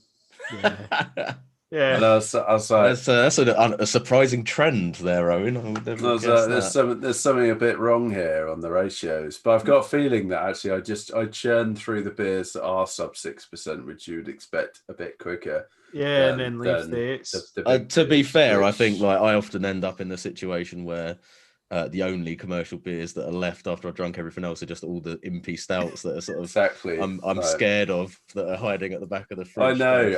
I've got one that I think is 15%. Yeah, I've got a bottle of the Goose Island Bourbon County Stout from 2018. I think that it's like. Nice. The bottle was so expensive and it's so strong that those two things together, I'm waiting for that perfect day to open it still, and I'm not sure it's ever going to come. I'll probably just end up selling it in 5 years when it's worth like 300 quid or something. Yeah, you know that perfect day might well be in a few weeks' time. Yeah, you say that, but apparently I'm supposed to be drinking pints of Beastmaster anyway, so I don't know if barrel-aged Beastmaster. I don't know if bringing another 15% beer along in a bottle. And that's the other thing, it's a pint bottle as well. The Bourbon County is in a pint bottle, so it's like if I open that, I'm just gonna be shit-faced off of that one beer. So. Yeah, you'll be asleep at the end of it, no doubt. Yeah, passed out. Nice. So anyway, well, I ended up pulling out possibly the most expensive can of beer I've ever bought. Yes. Ooh. which is Omnipolo's blueberry maple pancake lassi goza, which is the Bianca. What now? Blueberry maple pancake goza. This is a blueberry maple pancake lassi goza. Lassi goza. How the fuck does? And basically, if I want to describe the beer, it is a deep dark red. Oh my god. Oh my word. The head is purple, That looks like murder in a glass. Yeah, it does. Yeah. On the nose, I mean, it's just you're getting a massive whack of maple, a huge whack of fruit from the blueberry. It does smell like maple pancakes. It's a 6% beer. Okay. This I'm fairly certain I paid about a tenner for this can of beer because these I'm not. You guys must have heard of these Bianca beers, right? Nope. You not heard about these? It's not really the sort of thing that I keep up to date on. To be they're honest, they've been doing them for quite a while, and they're just really insane beers, like just absurdly insane beers. And they probably I would maybe argue that they kicked off this whole absurd craft leaning on the whole pastry stout, add as many crazy flavors into a beer theme, right? They were probably doing it first, but it is a proper mad beer. But I'm just glad it's not like 10%. Yeah, true. It's super sweet. It's super fruity. It's super thick. As it goes, I'm not really picking up the saltiness, but there's probably just so much sweetness in it. But the salt is probably just about balancing it out. Yeah, there's not really any bitterness in the beer, but it's super drinkable. It's not cloying. I wouldn't have said it was so sweet that it got. Does it taste like a beer in any way, or that was the point I was about to make. I'm not really sure. It does feel like you're drinking a beer. It does feel like you're drinking a beer, but it's not like any beer I've ever drunk. Let's put it that way. It doesn't look like any beer I've ever drunk. That's for sure. I've been super excited to try this beer, and I've been waiting for the next podcast to be I'm definitely doing that for my commercial beer, and it is really fun. It's not. I mean, the price point alone is one of those things that says you're not going to be drinking many of these. Worth the money for the experience, or yeah, I'd say so. Yeah, I'd say so. Just for a bit of fun, I'd probably say have one, see what it's all about. You're gonna go, well, that's so crazy, and then you're probably gonna just go, give me a West Coast or get me a lager or whatever. Yeah, nice palate cleansing. £1 Pilsner from Lidl next. Perlenbacher. That's it. That is crazy. That's cool. It's fun. Crazy and fun. Super tasty, great beer. Yeah, awesome. What are you drinking, Andy? Scotland. Hey. Scottish. Scotland. What else? There's me with the Westies and Andy with the overtone beers. Yeah, it's an 8.5% Nelson beer. So it says it's got honey in it as well, but when I'm drinking it, it's see the aroma. The aroma is pungent. That New Zealand spice. You boys don't know what I'm talking about with that sort of that earth. You know what you get from the earth of the hops on New Zealand hops. It's just that pure. It's like it just twists your nose sort of thing. The kind of lime soil thing that obviously comes up through. On the note, it's just Is it all Nelson, Andy? Yeah, I think it's got a bittering charge in it. By the sounds of it, it's got Columbus. So it does have Columbus and then Nelson. But it's just see when you taste it, it's just pure, it tastes like pure Nelson. So it's got that super winey thing. But it's so soft, and do you know what it reminds me of? It's like a banana milkshake at the end and the softness in your tongue. So you're getting this sort of wine thing, but then it's also then so creamy, smooth, and then that banana sort of thing. The banana esters are just coating on your tongue on the end. And it's just silk. Very, very silk. Sexy, milkshake. sexy silk.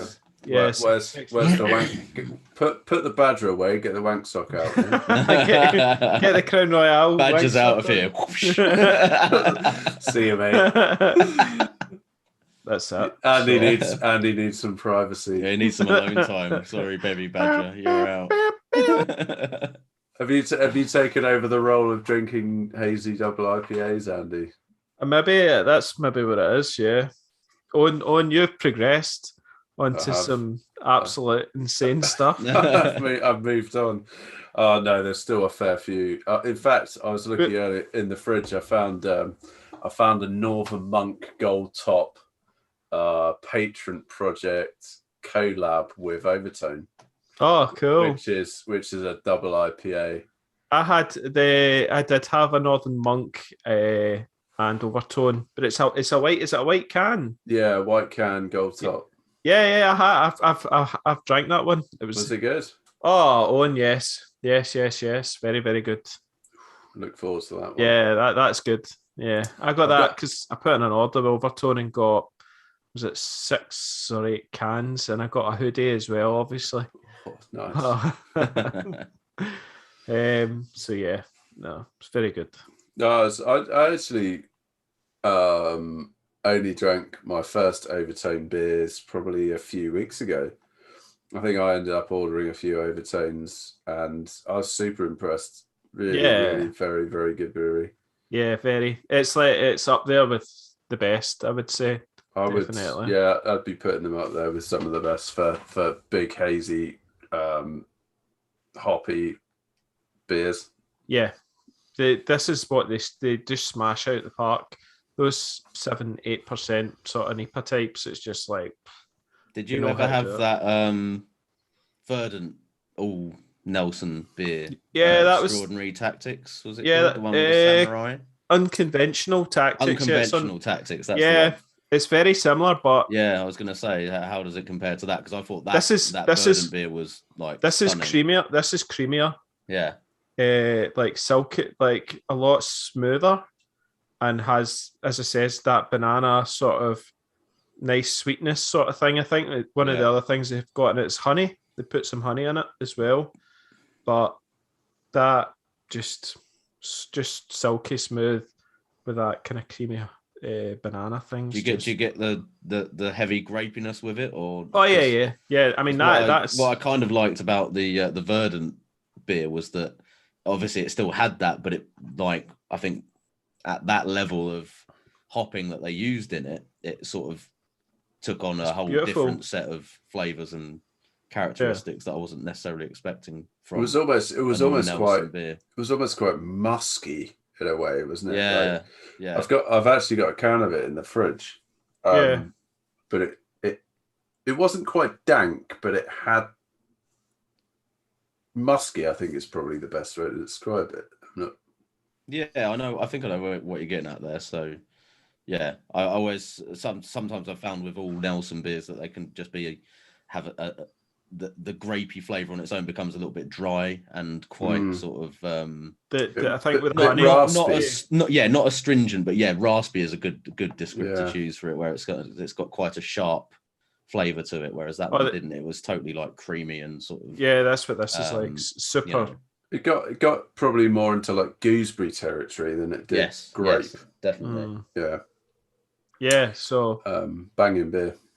This is I'd say, like, on that Unconventional Tactics, it's similar, but yeah, this is it's excellent. And I remember at the time, I did a beer review on it on the pod, and I think Owen did as well. Yeah, I've definitely reviewed it on the pod before. Yeah, and it was an absolute banger. But I'd say this is like, it is, same level type as that, definite. I'll grab that if I see it then. Yeah. Yeah, I need more Overtone beers in my life. I very nearly ordered some beers from Cloudwater last night, but I was watching a video that Cloudwater had posted up onto YouTube, and there was loads of interviews with their staff, and they were talking about stouts. Oh, cool! And I saw this guy wearing a really cool Cloudwater hoodie.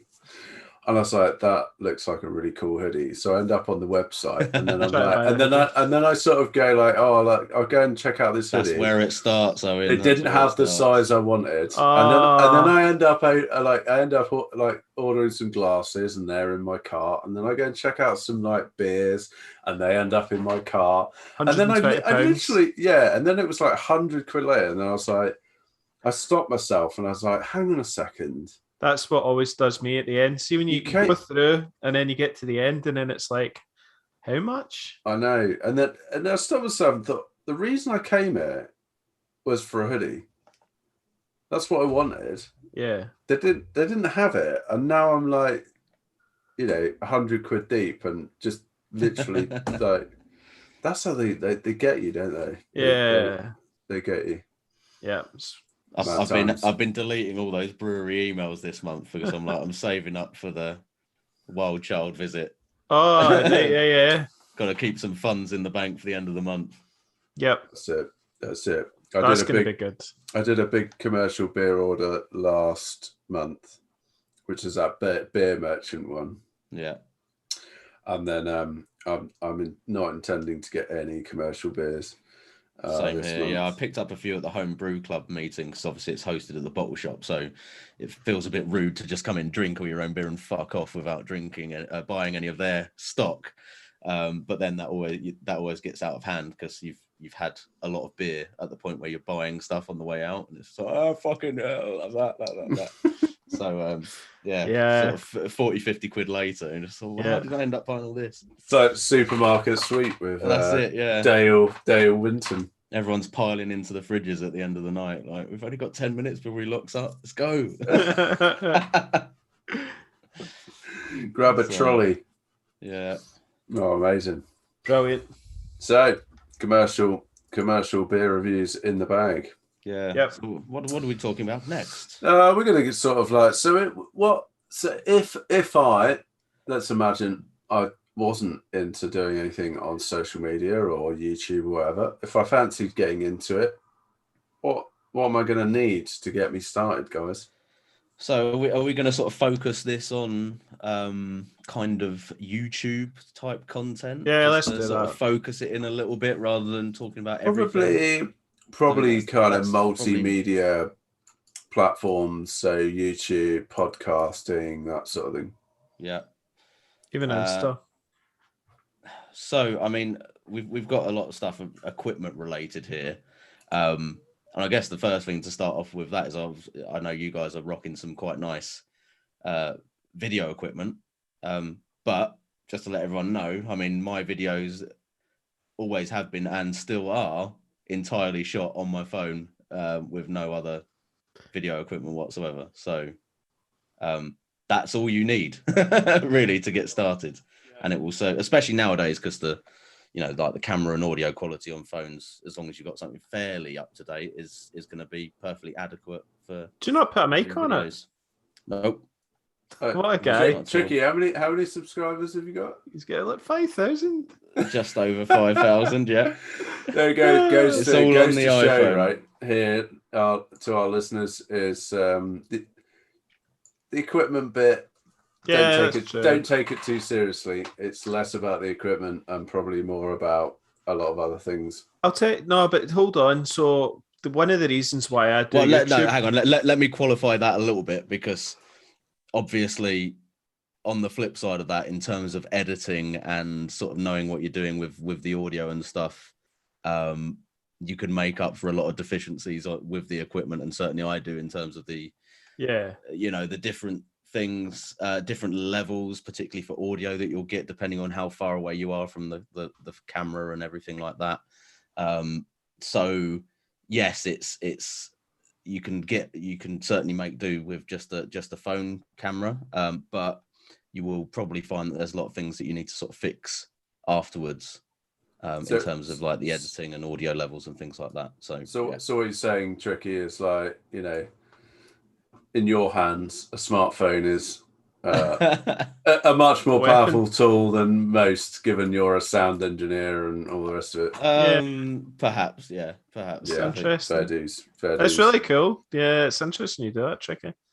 But actually, but Go on, Andy. I got into it because I wanted to learn video, because I was a photographer that had like some crazy cameras. Because I shoot a Sony A7 III, and I've got two of them because I'm a wedding photographer. I need two for backup and all that. But I generally focus on one camera, and then I'll shoot with a 35mm f1.4 lens, because that is like your documentary lens on a wedding day. Now that lens is like, I don't know, you're going to spend like £1,000 to £1,200 plus for that just now. If you want, plus the body is like £1,500. I think I paid £2,000 at the time. That's crazy money, but that's because that's what I had, because I was doing photography, and it has all these crazy features where I could then do video. And that's why I got into YouTube, to learn video, because I might end up one day, you never know, I might actually end up doing videography, or I can offer it as a fusion type package where I can do photos and video at the same time, because my video skills from doing YouTube has went through the roof. I know how to do log, shooting log, S-log, and like color, like DaVinci. So it's almost like another hobby on top of the homebrewing, like the video side of things. So you learn all these things, and then like the audio side of things. So having an external recorder, and just to pick something out you've mentioned, I know this is skipping ahead a little bit, but as far as free software goes for video editing, something that's cross-platform and incredibly powerful and really worth investing some time learning how to use is DaVinci Resolve. Yeah, my early videos were all done on iMovie, which is adequate for making something that is, you can do basic audio and video editing and everything, but I mean, there's a fairly clear and obvious point where I switched over to DaVinci in terms of the quality of the videos and the stuff that I was able to do in terms of, even just the like intro titles and stuff like that. Animated titles. Same with my channel, right? It was a little while ago that I sort of switched over to a decent camera, and I think then I switched over to DaVinci. And you're right, Andy, it's like there's a whole another hobby in terms of then videography, video editing, all this sort of stuff that then comes with sort of the venture of building out YouTube content. And I think that can be something that some people, that kind of puts them off. It's like, if you don't enjoy the video editing, then it is a massive barrier to being able to sort of pursue it. But if you do enjoy it, and that's not sort of sugarcoat it, it takes a fucking long time sometimes to do that process, but I like doing it, and I think that's one of the reasons that my channel's kind of carried on going, because like you say, that's an extension of the hobby for me, is doing the video stuff. So but there's something you need, right, that makes people successful on YouTube, and it's having a personality. A personality. Yeah, and I think actually it's sort of, I know, Big Banana's a great example, right? Like I sense like Stephen, what a guy. He's not too worried about the whole sort of video quality of most of his videos. A lot of the videos he's doing are beer reviews and stuff, and I sense like he's just personas, like amazing persona. He's like someone that you want to relate to, someone that you want to listen to. He's a funny guy. And also I sense like he just does a video, tries to do it in one cut, so he doesn't have to actually, he's not too worried about cutting bits out. I often find when I'm making videos is like the content's way too long. Mm-hmm. So you end up having to cut out a lot of the superfluous stuff, and this, that, and the other. But I think, Andy, a little while ago, you were talking about how you've almost mastered the art of just the one cut. And it's like it saves you so much time post. It's through this. See, the podcast has definitely brought my confidence up, that sort of thing, of being able to talk, and then just being more animated with the camera. If you look at my original videos, I mean, people were slating me for saying, these ticks, and these are things that you need to then try and. It's being able to explain stuff concisely as well, isn't it? And being able to sort of formulate that kind of presenting style speech on the fly which is definitely something you have to learn. Like you're saying, like, you know, it Mhm. takes a while to get into the swing of that, and definitely doing the podcasting helps because we're doing it for like 2-3 hours at a time. But that's what really impressed me. See these young guys that are coming out at the minute, the new homebrewers that are doing these videos, they just hit the ground running. It was like they just came out with this perfect video, and it was like, what have you been doing? Have you got another channel that you did all the sort of thing, and then you've gone Well, interesting. You know, the guy that you mentioned, I've forgotten what was his name, Daryl something. Oh yeah.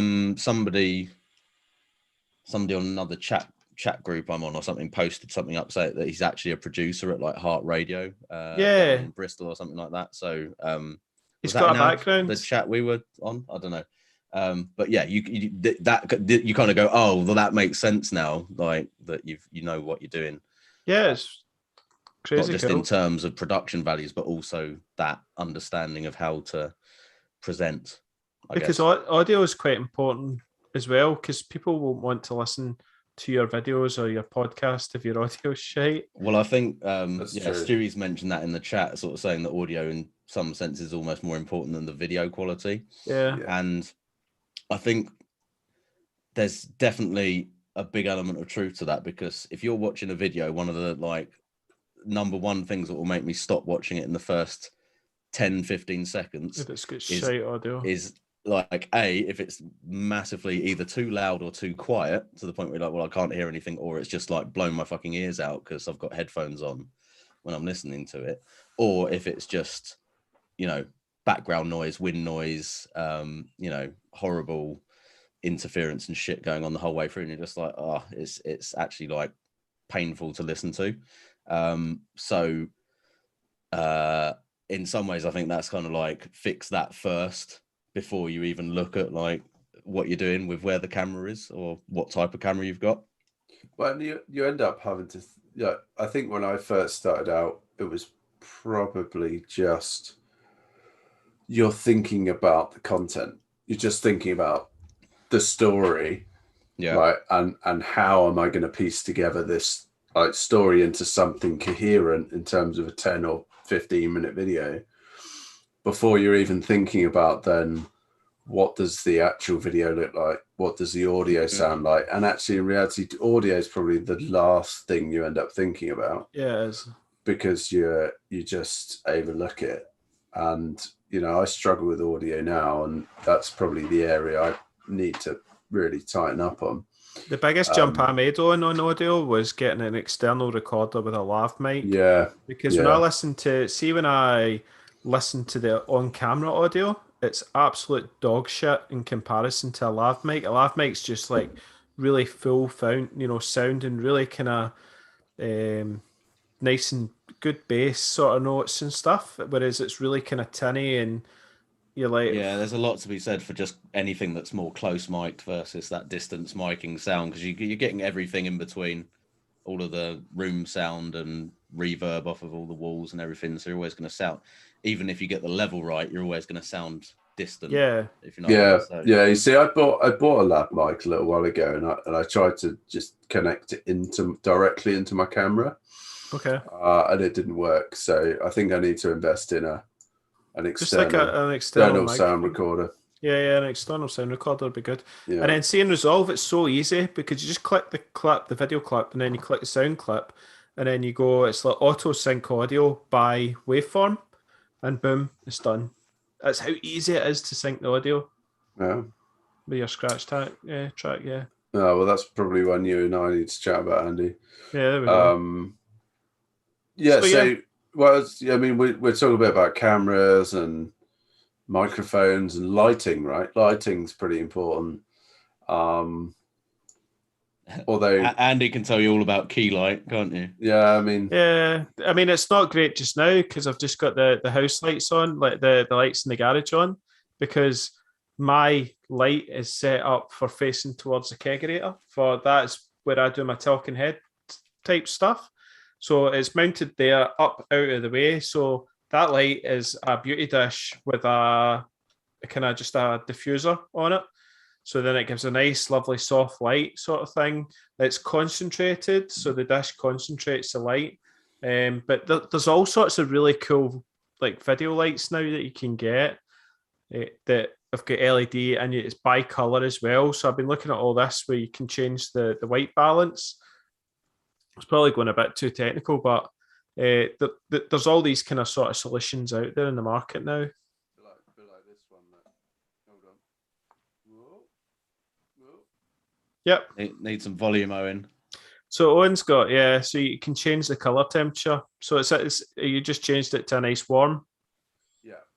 Yeah, just changed. So you got little dials. You can change the white and the warm.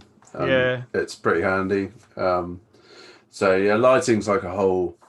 No, and I guess it's to the extent of which you want your video to look really like professional, I guess, right? When you go onto YouTube and you actually take it for granted, because I think when I first started uploading videos and stuff, and I'm watching them back, and I'm just like, you know what, that doesn't look like the stuff that I watch on YouTube. But that's because when you go and look at the stuff you watch on YouTube, you know, these guys have got guys and girls have got good setups. They've got their lighting nailed, and there's a whole like ream of stuff you need to understand about lighting if you want that really, I guess, glossy YouTube look, right? Yeah. Which isn't like everyone's bag, but like, it's best for me to lurk in the shadows at the back. To be fair, some people don't need good lighting. It doesn't even have to be expensive. So I think Owen, I put you on to, if you were wanting to go cheap but look professional, was why don't you pick up an old studio light? So I don't know, did you go Electrum?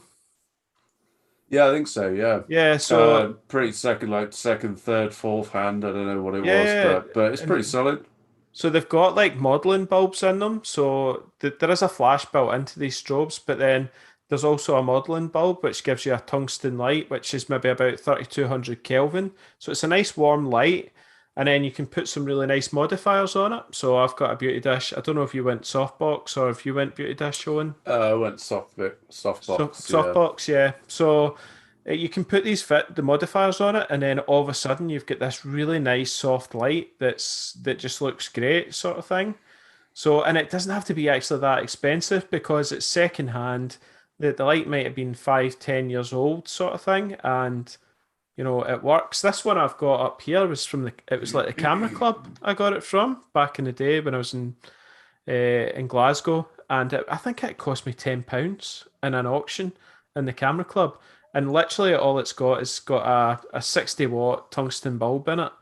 But because it's got a professional modifier on it, it just looks amazing, if you know what I mean. So you could go get these fancy LED ones, which now I've got a bit more money, it's something I might look at, but what if you're wanting to go cheap? Sweet wedding money. Sweet wedding money. Yeah. Now you've rebuilt your brewery. The rebuild. And you've got nice shiny fermenters. That's it. Start spunking some money on nice lights. Some crazy LED lights, but it's getting those with the fittings. So if it's a Bowens or an Electrum type fitting, I think mostly it's Bowens. A lot of people are using, because I think Bowens went out of business, but so everyone's using their proprietary fitting, and then they can hook up all sorts of crazy modifiers to them, which shapes the light. Yeah. So in danger of not sort of turning into a videography a podcast. We've gone a bit deep on the bit deep on some stuff, but actually I think that's just me. Fundamentally, the most important thing, and I think you touched on this earlier in the podcast, Tricky, was thinking about an idea for the video. You need like an idea that you've crystallized on, that you know that people are going to want to actually watch. So it's no good just putting out a video without any real, you can't just hit the record button and just go, all right, okay, let's just make a video. You've got to have some thought prior to it. I mean, I think you do see that with quite a lot of people who are sort of trying to start up YouTube channels, and it's literally just a sort of bumbling like, oh, this is me Oh, doing I'm going to make a some brew. brewing today kind of thing. And it's like, okay, great. But what's the point, you know, for What's the hook? not wanting to be too harsh or anything. But I think, yeah, what I was saying earlier was like, I was watching videos, so I was like, okay, there's either something here that's missing or something that I feel like I can add to it. And my sort of top tip in terms of like, if you want to start something like that off and actually, you know, some people might just do it for the fun of making the videos and they don't give a shit whether people are watching it or not. And that's how you should start. That's fine. You should, if you want to learn it, then yeah. Yeah.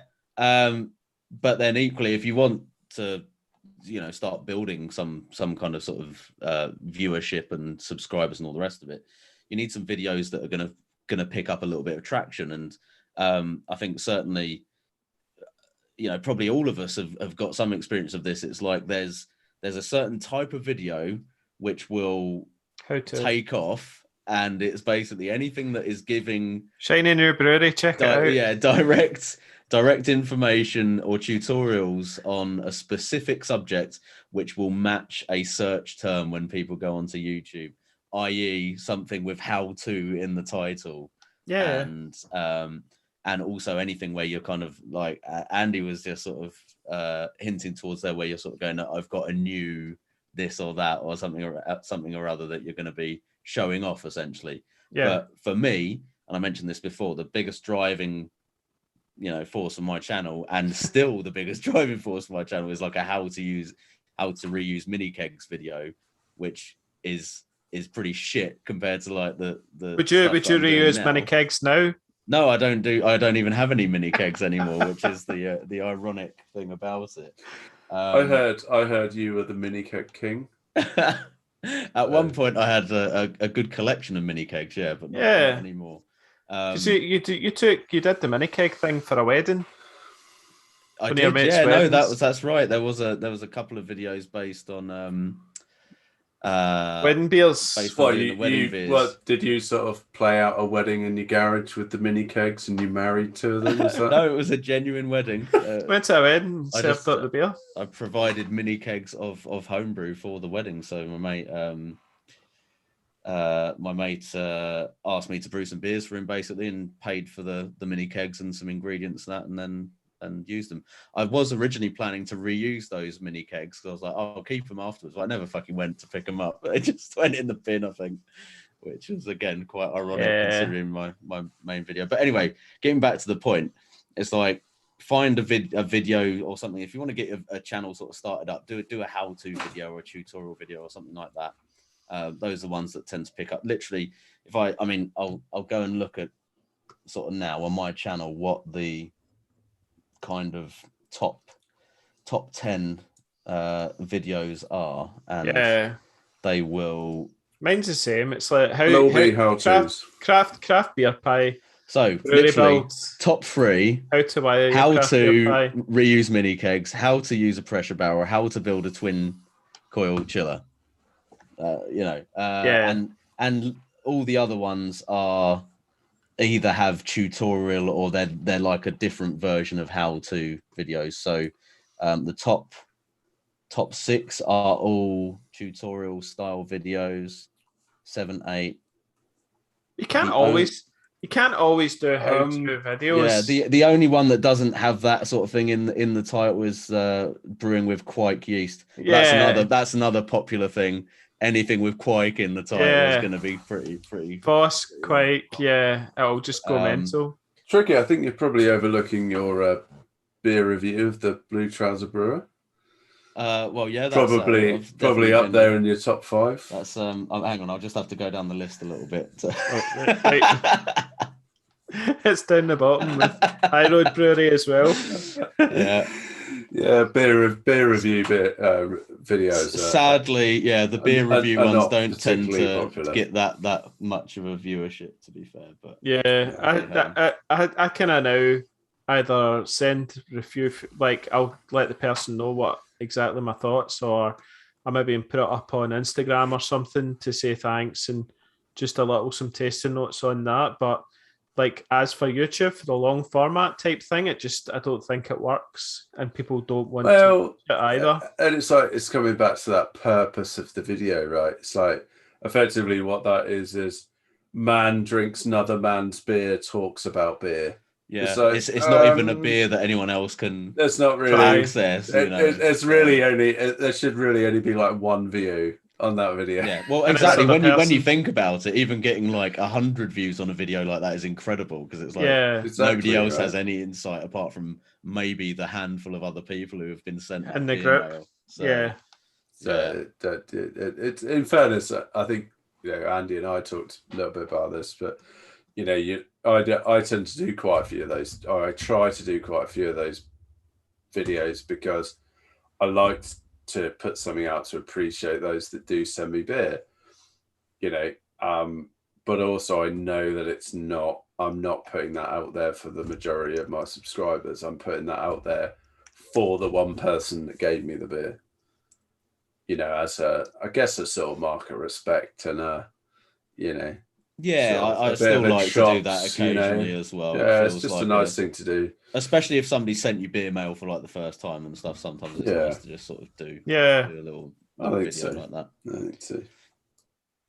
Sometimes this can be a good forum as well, to do some of that sort of. Someone sends you beer and you can do it as what you're drinking at the start of the podcast, and then you can tell people. That's a good thing to raise. Actually, I think we've got an idea for a podcast on the list, Andy, about doing an all sort of beer mail episode. Beer mail episode. So if there's anyone listening that fancies sending some beers in, if if you were even able to send it to sort of all of us on the podcast, then to do a joint review or anything like that, then that's always really cool. We've done them in the past as well. We've all kind of that works really well. Send us good beers, because otherwise you're just going to get absolutely shredded.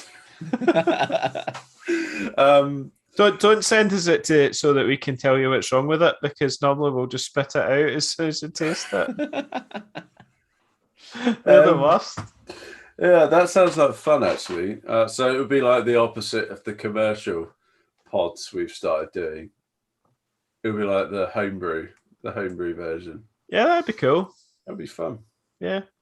All right. So, Tricky. Yes. Personal question.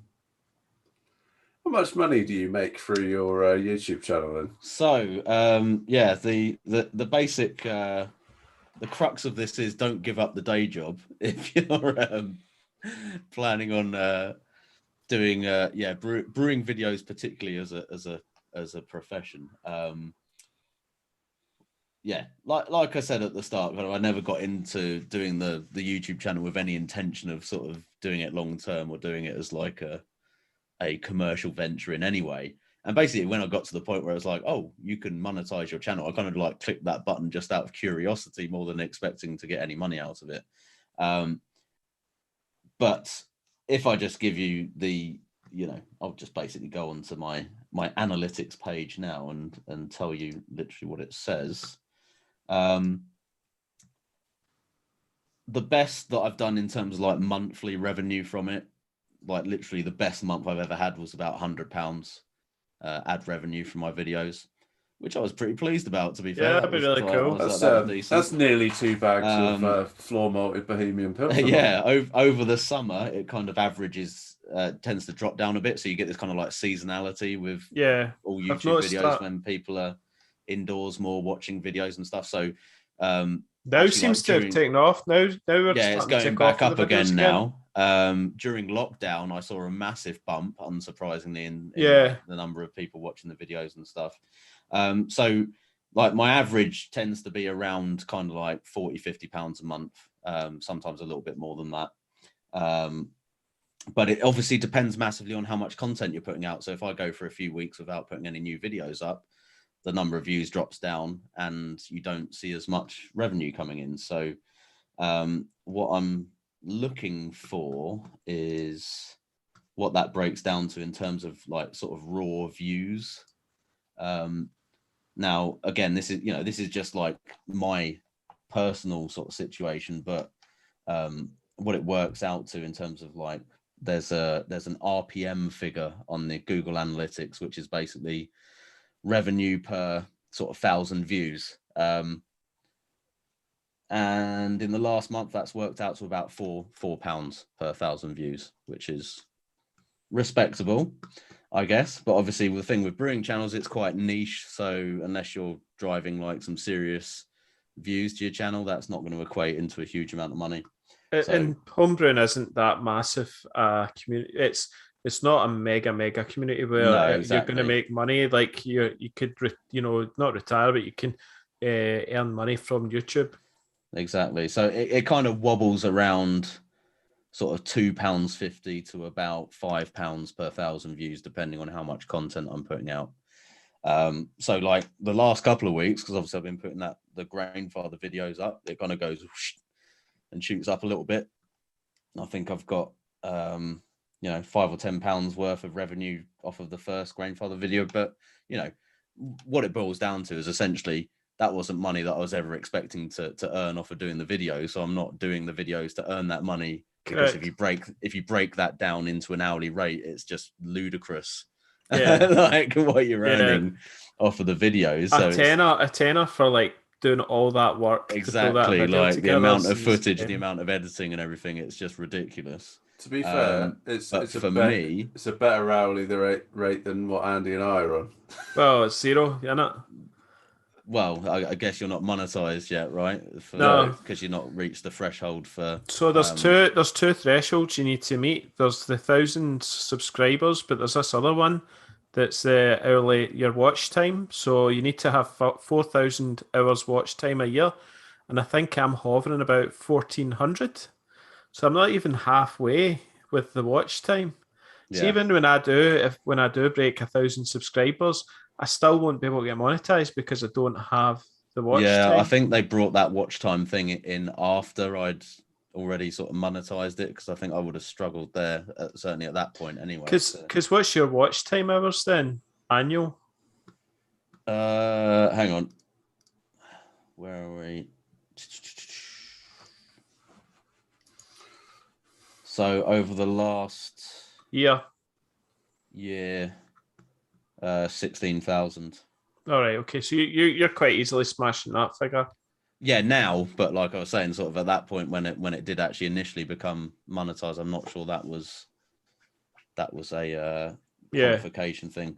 But anyway, what I mean, like for me, basically, as far as the money works out, it's like it's just a nice. It's paying for your homebrewing. A nice extra little bit of pocket money, which kind of covers the ingredients for me, and that's pretty much it. That's nice, and that's great, But you have to work. You still having to work hard and put up the videos. Yeah, but like I said, I'm genuinely, I'm not chasing. You're not for the money. The videos for the money, because it's like I'd be better off just going and like doing a minimum wage job, like for those hours. For that amount of hours. So it's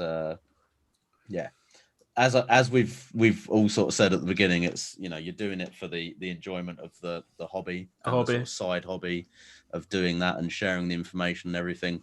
And it's a nice sort of little bonus for me that I get a little bit of cash back from it. But and also the occasional sort of freebie from some companies to try out and test or whatever.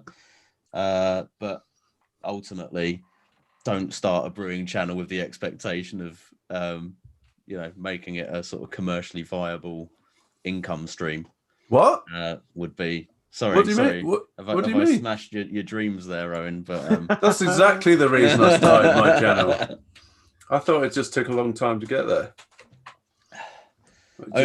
When you put those sort of numbers into context, you think like even the most popular brewing channels, it's not going to be like they've still got other jobs. I think the most popular ones are still only at like 45,000, 50,000 subs, right? And that is that's practically top end. So the craft beer channel, which technically isn't a home brewing, straight home brewing channel, it's craft beer, which is at 100,000, right? Yeah, and even that in comparative YouTube terms, that's quite small. I think Johnny as well, he gets a lot of Patreon, and that's an important thing to mention, is like there's other like revenue streams to work on. And he writes books you can as do well. Stuff off the side. Oh, of that. you got it. I got it. Oh, nice. But I think the reason that sort of 100K level is kind of recognized, and I think that's the first point at which you get one of those YouTube badges or something, plaques. Yeah. I think the reason for that is it's kind of recognized as like that's the point you need to be at where it even becomes close to a commercial sort of income and that's only really if you're talking about a single person. But obviously then you have the other side incomes that come with it. So funnily enough, like a colleague of mine at the college who recently left basically got to 100,000 subscribers off the back of a viral video. So have you ever seen the video with a guy playing a little ukulele or banjolele thing? No More Fucks to Give. Nope. I think you mentioned this before, Tricky, and I think I ended up watching it, and it was like, yeah, all right, mate. Yeah, not everyone's cup of tea, but anyway, he went viral off this video and got millions of hits off of that, and he's basically sort of launched this career as a sort of retro kind of ukulele banjolele playing a dapper chap, for want of a better word. Okay, cool. And anyway, so the point I was getting to is he's hit that sort of 100K mark on YouTube, but then on the side of that is all the merchandise and selling the actual CDs. He's got like a songbook out. He does obviously the gigging and stuff alongside it. So it's like, even at that point, the YouTube income on its own is not going to be like life-changing amounts of money, I think is essentially what I'm trying to get to. Yeah. Still kind of nice though, right? Like in an OK homebrewing, as we've talked about, it's probably not necessarily the right forum. But the amount of effort we put in, if we were perhaps interested in something different, like computer gaming or whatever. Did I just call it computer gaming? Computer gaming. So, yeah. Well, that newfangled technology all the young'uns are into. All the whippersnappers. There's just so many more people that are into that, right? And if we maybe put the same amount of effort in as we have done with our channels, you'd probably be adding an awful lot more, right? But you'd like to think so. Except apart from me, I obviously wouldn't be when I keep calling it computer gaming. It's funny. So my mate, welcome to Owen's new computer gaming channel. We're going to be playing all the hottest, most rad computer games that have recently become radical. I'll stick to drinking beer with you two cunts. just on the YouTube side of things again is so my mate Dell set up a channel and it's called VHS Football. And what happened was he got like loads and loads of VHS tapes of football. Okay. He's right into his football, right? So he got a recorder thing that he could convert it all into digital. And he's now set up this channel that basically puts up old games or highlights of old games from the bygone like 90s sort of thing, or 80s, 90s, or early 90s as well. And then puts up all these videos. His channel, right? He was kind of like, oh, I don't know, he was getting 25. Oh, I've got another subscriber, He's now he's literally been doing it for the last, 6 to 8 months. He's up at 400 odd subscribers now. And it's just, this is one of the ones that I could see just going crazy because football is like such a wide, everyone loves football. Big market for it. Big market. Start to pick it up. For sure. So once his channel starts, it's already starting to rocket compared to like a homebrew channel. Let's go for a whiz. So it's a bit. Is this just football games that he just recorded? No. On his own VHS. No, back in the day, or his dad did, or it's his stepdad that recorded them all back in the day, and he picked them up off him, but cardboard boxes full of old VHS tapes with football matches on it. Weird. And folks love it because it's like, where else are you going to get that football game? You search YouTube and boom, there it is, and it's his channel, you know. And Such a weird thing to be like sat there going, oh, you know what? I'd really like to watch the 1994 Sheffield United game versus Man U. Just go, well, was my first. I'll have a little look on YouTube. Yeah, I found it. There it is, and it's Dell that's put it up. You know, these nuggets have lost to time. Football fans are a strange bunch. Strange bunch. But that's just it's a cool idea that's, you know, puts a lot of hard work into it, and obviously chops to him. Hopefully it works. So what have we got left to talk about, Andy? We've got songs to brew to. Have you got your song lined up? Yep. You ready? Yeah, go for it. Robbie Williams, Angels. Fuck off. No offense, but you can. Supposedly that is the Oktoberfest theme, mate. Is that right? According to Johnny in this book, I was reading about Oktoberfest, and he says basically the theme song for Oktoberfest is Angels by Robbie Williams. It comes. He says it plays in all the tents once an hour. That song comes on to. All right, great. There you go. But it's like the ultimate sing-along song, though, isn't it? Especially for Brits, right? It is the and Germans, funnily enough. Oh, okay, fair dues. The Germans. I mean, it went international. Yeah. It is the most covered song in karaoke, right? That's it. Yeah, it is. It is by a mile. No way. Yeah, and you can't. But the thing is, you can't even, especially after a few beers, you can't really help but not sing along. Sing along. So yeah, Tricky. What did I miss? We're doing songs to brew to. Oh, right. Andy, do you want to tell Tricky what your entry was? Angels by Robbie Williams, because the fuck. Because according Kick him off now, quick. According to this book, it is the theme song for Oktoberfest, which is happening right now. Exactly. That's the theme song for this. They play it like a 200-year traditional. Yeah. Well, it is now. So every hour on the dot, they play "Angels" by Robbie Williams. Oh my god, this has almost put me off ever going to Oktoberfest. sounds upsetting. Yeah, that's horrible. So it's amazing. You need to listen to it. So good. I've never heard it before. Like, what's it like?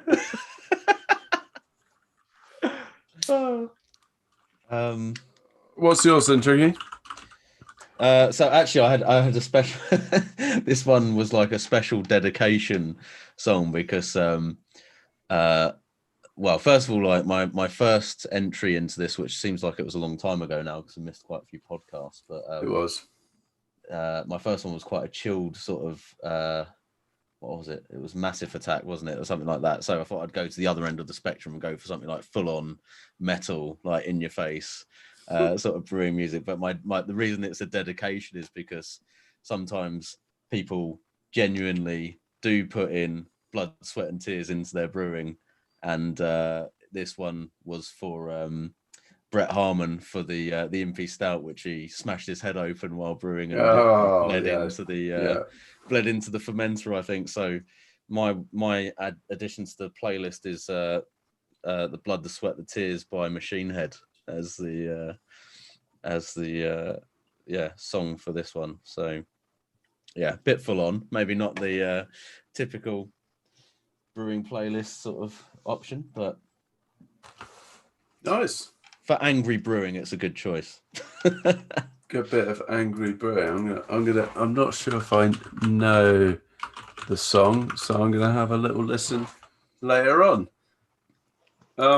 But my entry is by a band which is been around, was only around for a very short period of time, called Temple of the Dog, which was not really a band but actually just a one-off album that was recorded.